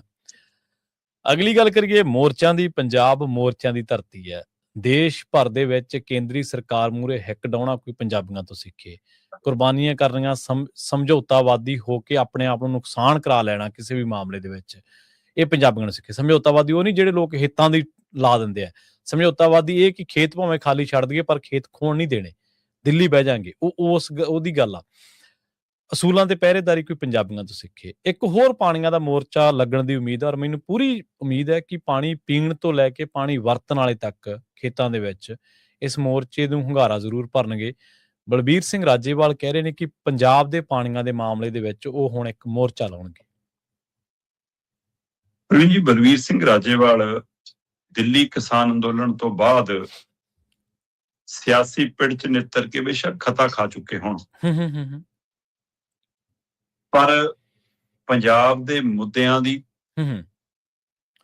ਜਾਂ ਕਿਸਾਨੀ ਪਹਿਲੂਆਂ ਦੀ ਜੋ ਸਮਝ ਬਲਬੀਰ ਸਿੰਘ ਰਾਜੇਵਾਲ ਕੋਲ ਹੈਗੀ ਆ, ਉਹ ਛੇਤੀ ਕਿਤੇ ਸਰਕਾਰ ਨੂੰ ਟਿਕਣ ਨਹੀਂ ਦਿੰਦੀ। ਮਤਲਬ ਸਰਕਾਰ ਨੂੰ ਘੇਰਨ ਦੇ ਵਿੱਚ, ਮੀਟਿੰਗਾਂ ਦੇ ਵਿੱਚ, ਅਧਿਕਾਰੀਆਂ ਨੂੰ ਘੇਰਨ ਦੇ ਵਿੱਚ ਉਹਨਾਂ ਕੋਲ ਉਹ ਸਮਝ ਤੇ ਮਹਾਰਤ ਹੈਗੀ ਆ। ਉਹ ਪਿਛਲੇ ਲੰਮੇ ਸਮੇਂ ਤੋਂ ਪਾਣੀਆਂ ਦੇ ਮਸਲੇ ਤੇ ਗੱਲ ਕਰਦੇ ਆਏ ਨੇ, ਸੈਮੀਨਾਰ ਕਰਦੇ ਆਏ ਨੇ, ਮੋਰਚਾ ਲਾਉਣ ਦੀ ਕੋਸ਼ਿਸ਼ ਉਹਨਾਂ ਨੇ ਇੱਕ ਦੋ ਵਾਰ ਪਹਿਲਾਂ ਤੈਅ ਕੀਤੀ। ਉਹਨਾਂ ਦੇ ਨਾਲ ਫਿਰ ਬੰਦੀ ਸਿੰਘ ਵਾਲਾ ਮੋਰਚਾ ਆ ਗਿਆ, ਫਿਰ ਉਹ ਜਥੇਬੰਦੀਆਂ ਤੋਂ ਬਾਹਰ ਸੀ, ਫਿਰ ਮੁੜ ਕੇ ਵਿੱਚ ਆ ਗਏ, ਫਿਰ ਉਹ ਸਾਂਝਾ ਮਾਮਲਾ ਬਣ ਗਿਆ। ਲੰਘੇ ਕੱਲ ਉਹਨਾਂ ਨੇ ਪ੍ਰੈਸ ਕਾਨਫਰੰਸ ਕੀਤੀ ਚੰਡੀਗੜ੍ਹ। ਆਪਾਂ ਮੇਰਾ ਖਿਆਲ ਪਿਛਲੇ ਹਫ਼ਤੇ ਇੱਕ ਗੱਲ ਕਰਕੇ ਹਟੇ ਆ ਕਿ ਅੰਮ੍ਰਿਤਸਰ, ਜਲੰਧਰ, ਲੁਧਿਆਣਾ, ਰੋਪੜ ਇਹਨਾਂ ਦੇ ਥਾਵਾਂ ਤੇ ਧਰਤੀ ਹੇਠਲੇ ਪਾਣੀ ਨਾਲ ਵੀ ਕੈਂਸਰ ਤੱਕ ਦਾ ਖਤਰਾ ਪੈਦਾ ਹੋ ਗਿਆ। ਉਹ ਕਹਿੰਦੇ ਵੀ ਕਿ ਇਹ ਪਾਣੀ ਕਾਰਨ ਘਰ ਘਰ ਕੈਂਸਰ ਪਹੁੰਚ ਰਿਹਾ। ਕਹਿੰਦੇ ਮੈਂ ਕੈਂਸਰ ਦਾ ਮਰੀਜ਼ ਹਾਂ, ਮੇਰਾ ਇਲਾਜ ਚੱਲਦਾ ਹੈ। ਕਹਿੰਦੇ ਡਾਕਟਰ ਮੈਨੂੰ ਕਹਿੰਦਾ ਕਿ ਜੀ ਅਗਲੇ 5 ਸਾਲਾਂ ਚ ਜੇ ਪੰਜਾਬ ਦਾ ਪਾਣੀ ਨਾ ਬਚਾਇਆ ਗਿਆ, ਨਾ ਸਾਫ਼ ਹੋਇਆ, ਨਾ ਪੀਣ ਵਾਲਾ ਪਾਣੀ ਕਹਿੰਦੇ ਸਾਫ਼ ਹੈ ਤੇ ਨਾ ਹੀ ਜਿਹੜਾ ਖੇਤੀ ਨੂੰ ਲੱਗ ਰਿਹਾ, ਚਾਹੇ ਉਹ ਦਰਿਆਈ ਵਾਲਾ ਬੁੱਢੇ ਦਰਿਆ ਦੇ ਹਵਾਲੇ ਨਾਲ ਜੇ ਆਪਾਂ ਗੱਲ ਕਰ ਲਈਏ, ਜਾਂ ਧਰਤੀ ਹੇਠਲਾ ਪਾਣੀ ਜਿਹੜਾ ਲੱਗ ਰਿਹਾ, ਕਹਿੰਦੇ ਉਹ ਇਸ ਕਦਰ ਉਹਦੇ ਵਿੱਚ ਭਾਰੀ ਧਾਤਾਂ, ਮੈਟਲ ਸ਼ੈਟਲ ਸਾਰਾ ਕੁਛ ਆ ਗਿਆ ਕਿ ਉਹ ਫਸਲਾਂ ਦੇ ਉੱਤੇ ਵੀ ਅਸਰ ਪਾਉਂਦਾ। ਤੇ ਅਸੀਂ ਤਾਂ ਦਾਣਿਆਂ ਦੇ ਰੂਪ ਚ ਪਾਣੀ ਸਾਰੇ ਹੀ ਕੇਂਦਰ ਨੂੰ ਦੇਈ ਜਾਂਦੇ ਆ, ਹੈ ਨਾ, ਤੇ ਇਸ ਲਈ ਪਾਣੀ ਵੀ ਅਸੀਂ ਮੁਕਾ ਰਹੇ ਹਾਂ ਤੇ ਕੇਂਦਰ ਸਾਡੀ ਤਾਂ ਵੀ ਬਾਂਹ ਨਹੀਂ ਫੜਦਾ। ਰਾਜਸਥਾਨ ਸਾਤੋਂ ਹੀ ਪਾਣੀ ਲੈ ਕੇ ਕੰਪਨੀਆਂ ਨੂੰ, ਫੈਕਟਰੀਆਂ ਨੂੰ, ਉਦਯੋਗਾਂ ਨੂੰ, ਹੋਰਨਾਂ ਨੂੰ ਵੇਚੀ ਜਾਂਦਾ, ਸਾਤੋਂ ਮੁਫਤ ਲੈਂਦਾ। ਇਸ ਲਈ ਸਾਰੇ ਸਵਾਲ ਖੜੇ ਨੇ। ਇਸ ਪ੍ਰਕਿਰਿਆ ਦੇ ਹਵਾਲੇ ਨਾਲ ਉਹਨਾਂ ਨੇ ਕੱਲ ਪ੍ਰੈਸ ਕਾਨਫਰੰਸ ਦੇ ਵਿੱਚ ਇਹ ਗੱਲ ਕਹੀ ਕਿ ਮੈਨੂੰ ਡਾਕਟਰ ਕਹਿੰਦੇ ਕਿ ਜੀ ਅਗਲੇ 5 ਸਾਲਾਂ ਚ ਪੰਜਾਬ ਦੇ ਹਰ ਘਰ ਚ ਕੈਂਸਰ ਹੋਊਗਾ। ਕਹਿੰਦੇ ਮੈਂ ਇਹਦਾ ਜ਼ਿਕਰ ਦੂਜੇ ਡਾਕਟਰ ਕੋਲ ਜਦੋਂ ਦਵਾਈ ਦਾ ਮੈਂ ਉਹਦੇ ਨਾਲ ਵੀ ਕੀਤਾ ਕਿ ਜੀ ਫਿਰ ਤਾਂ 5 ਸਾਲਾਂ ਤਾਂ ਮਾੜਾ ਹਾਲ ਹੈ ਕਿ ਅੰਕੜੇ ਤਾਂ ਇਹ ਕਹਿੰਦੇ ਨੇ ਕਿ ਪੰਜਾਬ ਚ ਹਰ ਚੌਥਾ ਬੰਦਾ ਕੈਂਸਰ ਤੋਂ ਪੀੜਤ ਹੈ ਕਿ ਤੇ ਅਗਲੇ 5 ਸਾਲਾਂ ਚ ਹਰ ਘਰ ਚ। ਤੇ ਕਹਿੰਦੇ ਉਹ ਦੂਆ ਡਾਕਟਰ ਮੈਨੂੰ ਕਹਿੰਦਾ ਕਿ ਇੱਕ ਘਰ ਚ 4 ਜੀ ਤਾਂ ਹੁੰਦੇ ਆ ਜੀ, ਤੇ 4 ਚੋਂ ਜੇ 1 ਦੀ ਐਵਰੇਜ ਬਣ ਰਹੀ ਹੈ ਫਿਰ ਤਾਂ ਕੈਂਸਰ ਸਾਰੇ ਘਰ ਚ ਆ ਗਿਆ। ਸਹੀ ਗੱਲ ਹੈ, ਬਿਲਕੁਲ। ਉਹ ਰਹਿ ਕੀ ਗਿਆ? ਸੋ ਇਹ ਤੋਂ ਮਾੜੀ ਸਥਿਤੀ ਕੀ ਹੋਊਗੀ? ਉਹ ਕਹਿੰਦੇ ਇਸ ਲਈ ਪੀਣ ਵਾਲਾ ਪਾਣੀ ਤੇ ਫਸਲਾਂ ਨੂੰ ਲੱਗਣ ਵਾਲਾ ਪਾਣੀ ਇਹ ਸ਼ੁੱਧ ਹੋਣਾ ਜ਼ਰੂਰੀ ਹੈ ਤੇ ਸਾਡੀ ਲੜਾਈ ਉਹਦੇ ਨਾਲ। ਉਹ ਕਹਿੰਦੇ ਕਿ ਦੇਖਣ ਨੂੰ ਲੱਗਦਾ ਸੀ ਕਿ ਦਿੱਲੀ ਅੰਦੋਲਨ ਤੁਰ ਪਏ ਜਿੱਦਾਂ ਦਿੱਲੀ ਪਹੁੰਚ ਗਏ। ਕਹਿੰਦੇ 2017 ਤੋਂ ਉਹਦੇ ਮਗਰ ਪਏ ਸੀ, ਗਰਾਊਂਡ ਤੇ ਤਿਆਰੀ ਕੀਤੀ, ਲੋਕਾਂ ਨੂੰ ਚੇਤਨ ਕੀਤਾ, ਜਾਗਰੂਕ ਕੀਤਾ। ਕਹਿੰਦੇ ਅਸੀਂ 6 ਫਰਵਰੀ ਨੂੰ ਸ਼੍ਰੀ ਦਰਬਾਰ ਸਾਹਿਬ ਜਾਵਾਂਗੇ, ਸ਼੍ਰੀ ਅਕਾਲ ਤਖਤ ਸਾਹਿਬ ਅਰਦਾਸ ਕਰਾਂਗੇ ਕਿ ਵਾਹਿਗੁਰੂ ਸਾਨੂੰ ਸਮੱਤ ਬਖਸ਼ੇ ਤੇ ਹਿੰਮਤ ਬਖਸ਼ੇ, ਬਲ ਬਖਸ਼ੇ। ਉਸ ਤੋਂ ਬਾਅਦ ਅਸੀਂ ਗਲੀ ਗਲੀ ਪਿੰਡ ਪਿੰਡ ਘੁੰਮ ਕੇ ਪਹਿਲਾਂ ਮਾਹੌਲ ਬਣਾਵਾਂਗੇ, ਫਿਰ ਦੇਖਾਂਗੇ ਮੋਰਚਾ ਕਿੱਦਣ ਲਾਉਣਾ। ਮੋਰਚੇ ਦੀ ਕੋਈ ਤਰੀਕ ਨਹੀਂ ਕਿ ਪਰਸੋਂ ਨੂੰ ਜਾ ਕੇ ਬਹਿ ਜਾਣਾ ਕਿਤੇ। ਜੀ ਜੀ ਸਹੀ ਹੈ, ਅਰਦਾਸ ਦੀ ਤਰੀਕ ਹੈ। ਸੋ 6 ਤਰੀਕ ਨੂੰ ਨਾਲ ਕਾ ਲੱਖੋਵਾਲ ਹੋਰੀ ਵੀ ਸੀ, ਹੋਰ ਲੀਡਰ ਵੀ ਸੀਗੇ, ਜੋ ਕਹਿੰਦੇ ਸਾਰਿਆਂ ਦੀ ਸਾਂਝੀ ਰਾਏ ਸਾਡੀ ਬਣ ਰਹੀ ਆ ਤੇ ਹੁਣ ਆਉਂਦੇ ਸਮੇਂ 'ਚ ਪੰਜਾਬ ਪਾਣੀਆਂ ਦਾ ਮੋਰਚਾ ਲਾਊਗਾ। ਔਰ ਇਹ ਹਰ ਵਿਅਕਤੀ ਦਾ ਮੋਰਚਾ ਹੋਣਾ ਚਾਹੀਦਾ ਹੈ ਜਿਹੜਾ ਮਤਲਬ ਕਿ ਪੀਣ ਵਾਲੇ ਪਾਣੀ ਨੂੰ ਔਰ ਪੰਜਾਬ ਦੀ ਤਸੀਰ ਨੂੰ ਜਾਂ ਬਾਣੀ ਦੇ ਨੂੰ ਸਤਿਕਾਰ ਵਜੋਂ ਦੇਖਦਾ ਹੈ। ਸੋ ਇਸ ਲਈ ਪਵਨ ਗੁਰੂ ਪਾਣੀ ਪਿਤਾ ਮਾਤਾ ਧਰਤ ਮਹੱਤ, ਇਹ ਬਾਣੀ ਇਹ ਪੜ੍ਹਨ ਲਈਓ ਨਹੀਂ, ਇਹ ਸਮਝਣ ਲਈ ਵੀ ਹੈ, ਉਹਨੂੰ ਅਪਣਾਉਣ ਲਈ ਵੀ ਹੈ। ਸੋ ਜੇ ਇਹਦੇ ਰਾਹ ਅਸੀਂ ਪੈਂਦੇ ਹਾਂ ਤਾਂ ਪੰਜਾਬ ਦਾ ਵੀ ਤੇ ਦੇਸ਼ ਦਾ ਵੀ ਭਲਾ ਹੋਊਗਾ। ਪਰ ਲੜਾਈ ਲੋਕਾਂ ਨੂੰ ਲੜਨੀ ਪੈਣੀ ਹੈ, ਸਰਕਾਰਾਂ ਤੋਂ ਉਮੀਦ ਨਹੀਂ। ਸਰਕਾਰਾਂ ਦੇ ਬੰਦੇ ਤਾਂ ਜਿਹੜੇ ਪਾਣੀ ਪਲੀਤ ਕਰਨ ਵਾਲੇ ਲੋਕ ਨੇ, ਸਰਕਾਰਾਂ ਨੇ ਤਾਂ ਪਿੱਛੇ ਉਹਨਾਂ ਦੇ ਨਾਲ ਸੈਟਿੰਗ ਕਰ ਲੈਂਦੇ ਨੇ। ਤੁਸੀਂ ਦੱਸਿਆ ਸੀ ਨਾ ਇੱਕ ਕਾਨੂੰਨ ਵੀ ਲਿਆਂਦਾ ਕੇਂਦਰ ਸਰਕਾਰ ਨੇ, ਉਹ ਕਹਿੰਦੇ ਕਿ ਹੁਣ ਜਿਹੜੇ ਪਾਣੀ ਪ੍ਰਦੂਸ਼ਿਤ ਕਰਨਗੇ, ਵਾਟਰ ਐਕਟ ਸ਼ਾਇਦ, ਹਾਂਜੀ, ਉਹਨਾਂ ਨੂੰ ਸਜ਼ਾ ਨਹੀਂ ਗੀ। ਤੇ ਫਿਰ ਕੀ ਸਰਕਾਰਾਂ ਕੀ ਸੰਦੇਸ਼ ਦੇਣਾ ਚਾਹੁੰਦੀਆਂ? ਉਹਨਾਂ ਦਾ ਤਾਂ ਕਲੀਅਰ ਹੈ ਕਿ ਜੋ ਮਰਜ਼ੀ ਕਰੋ, ਜਿਵੇਂ ਮਰਜ਼ੀ ਕਰੋ, ਪੈਸਾ ਲਿਆਓ, ਬਸ ਜਨਤਾ ਦੀ ਸਿਹਤ ਨਾਲ ਖਿਲਵਾੜ ਕਰੋ, ਉਹਨਾਂ ਦੇ ਹਿੱਤਾਂ ਨਾਲ ਖਿਲਵਾੜ ਕਰੋ, ਸਾਨੂੰ ਕੋਈ ਨਹੀਂ ਗਾ। ਪੰਜਾਬ ਵਰਗਾ ਸੂਬਾ ਜਿਹਦੀ ਧਰਤੀ ਜ਼ਰਖੇਜ਼ ਆ, ਜਿਹਦੀ ਧਰਤੀ ਦੇ ਵਿੱਚ ਕਣ ਦੇ ਵਿੱਚ ਪਾਣੀ ਹੈ, ਆਪਾਂ ਦੇਖਦੇ ਨਾ ਟਿਊਬਵੈਲ ਦੇ ਨਾਲ, ਉਸ ਧਰਤੀ ਤੇ ਟੈਕਸਟਾਈਲ ਵਰਗੀ ਇੰਡਸਟਰੀ ਲਾ ਕੇ ਉਹ ਆਪਦੇ ਆਪ ਦੇ ਵਿੱਚ ਇੱਕ ਬਹੁਤ ਵੱਡਾ ਵਿਰੋਧਾਭਾਸ ਆ। ਕਈ ਲੋਕ ਹੁਣ ਕਹਿਣਗੇ ਵੀ ਜੇ ਟੈਕਸਟਾਈਲ ਨਾ ਆਊਗੀ ਜਾਂ ਉਦਯੋਗ ਨਾ ਆਊਗਾ ਫਿਰ ਕੀ ਬਣੂਗਾ, ਫਿਰ ਰੁਜ਼ਗਾਰ ਕਿੱਥੋਂ ਆਊਗਾ? ਖੇਤੀ ਆਧਾਰਿਤ ਵੀ ਉਦਯੋਗ ਬਹੁਤ ਹੈ ਜਿਹਦੇ ਨਾਲ ਰੁਜ਼ਗਾਰ ਪੈਦਾ ਕੀਤਾ ਜਾ ਸਕਦਾ। ਤੁਸੀਂ ਸਰਕਾਰਾਂ ਦੀ ਮਾੜੀ ਮਨਸ਼ਾ ਸਮਝੋ। ਇੱਕ ਮੇਰੇ ਖਿਆਲ ਦੇ ਨਾਲ ਵਾਹਿਦ ਡਿਬੇਟ ਆ ਜਿਹਦੇ ਵਿੱਚ ਕੋਈ ਲੌਜਿਕ ਹੀ ਹੈ ਨਹੀਂਗਾ ਕਿ ਜੇ ਟੈਕਸਟਾਈਲ ਚਲਾ ਗਿਆ ਤਾਂ ਕੀ ਹੋਊਗਾ। ਤੁਹਾਡੇ ਕੋਲੇ ਸੰਘਣੀ ਆਬਾਦੀ ਹੈ, ਤੁਹਾਡੇ ਕੋਲੇ ਬਾਰਡਰ ਹੈ, ਤੁਹਾਡੇ ਕੋਲੇ ਫੂਡ ਹੈ, ਤੁਹਾਡੇ ਕੋਲੇ ਖੇਤੀ ਹੈ, ਕੀ ਨਹੀਂ ਕਰ ਸਕਦੇ ਤੁਸੀਂ? ਪਰ ਇਸ ਗੱਲ ਤੇ ਸਾਨੂੰ ਆਉਣ ਨੂੰ ਹਲੇ ਟਾਈਮ ਲੱਗੂਗਾ। ਅਸੀਂ ਉਸ ਪਾਸੇ ਸਾਰੀ ਦੁਨੀਆ ਦੇ ਅਮੀਰ, ਸਾਰੀ ਦੁਨੀਆ ਦਾ ਅਮੀਰ ਵਿਅਕਤੀ ਖੇਤਾਂ ਮਗਰ ਕਿਉਂ ਭੱਜ ਰਿਹਾ ਹੈ? ਪੰਜਾਬ ਦੇ ਦੇਸ਼ ਦੇ ਕਾਰਪੋਰੇਟ ਘਰਾਣੇ ਕਿਉਂ ਖੇਤਾਂ ਦੀ ਜ਼ਮੀਨ ਖੋਹਣ ਨੂੰ ਫਿਰਦੇ ਨੇ? ਉਹ ਫੂਡ ਆਪਣੇ ਕੰਟਰੋਲ ਚ ਲੈਣ ਨੂੰ ਫਿਰਦੇ ਨੇ, ਤੁਹਾਡੀ ਰੋਜੀ ਰੋਟੀ ਕੰਟਰੋਲ ਚ ਲੈਣ ਨੂੰ ਫਿਰਦੇ। ਸਮਝਣ ਦੀ ਲੋੜ। ਬਿਲਕੁਲ ਏਡਾ ਤਕੜਾ ਇਨਫਰਾਸਟ੍ਰਕਚਰ ਸ਼ਰਮਾ ਜੀ, ਇੰਨੇ ਵੱਡੇ ਹਾਈਵੇਜ਼, ਇੰਨੇ ਲੰਬੇ ਚੌੜੇ ਹਾਈਵੇਜ਼, ਇਹ ਤਾਂ ਕਿਸੇ ਹੋਰ ਰਾਜ ਕੋਲੇ ਕੰਪੈਰੀਜ਼ਨ ਪੰਜਾਬ ਤਾਂ ਹੈ ਹੀ ਨਹੀਂਗਾ। ਸੋ ਇਹ ਇਨਫਰਾਸਟ੍ਰਕਚਰ ਬਣਾਇਆ ਕਿਹਦੇ ਲਈ ਜਾ ਰਿਹਾ ਹੈ? ਇਹ ਤਾਂ ਹੀ ਬਣਾਇਆ ਜਾ ਰਿਹਾ ਕਿ ਜਦੋਂ ਜ਼ਮੀਨਾਂ ਖੋਹੀਆਂ ਜਾਣਗੀਆਂ ਫਿਰ ਉਸ ਤੋਂ ਬਾਅਦ ਇਹਦੀ ਲੋੜ ਹੀ ਪੈਣੀ ਹੈ। ਸੋ ਇਹਦਾ ਤਿਆਰੀ ਹੈ ਉਸ ਪਾਸੇ ਨੂੰ ਜਾਣ ਦੀ। ਸ਼ਰਮਾ ਜੀ ਬਹੁਤ ਬਹੁਤ ਧੰਨਵਾਦ ਜੀ ਤੁਹਾਡਾ ਇਹਨਾਂ ਖਾਸ ਖਬਰਾਂ ਤੇ ਖਾਸ ਜਾਣਕਾਰੀ ਲਈ। ਸਤਿ ਸ਼੍ਰੀ ਅਕਾਲ ਜੀ। ਪ੍ਰੋਗਰਾਮ ਖਬਰ ਤੇ ਨਜ਼ਰ ਨੂੰ ਆਪਾਂ ਇੱਥੇ ਸਮਾਪਤ ਕਰਾਂਗੇ। ਤੁਹਾਡਾ ਸਾਰਿਆਂ ਦਾ ਬਹੁਤ ਧੰਨਵਾਦ। ਸਤਿ ਸ਼੍ਰੀ ਅਕਾਲ। ਇਸੇ ਤਰ੍ਹਾਂ ਜੁੜੇ ਰਹੋ ਪੰਜਾਬੀ ਰੇਡੀਓ USA ਦੇ ਨਾਲ।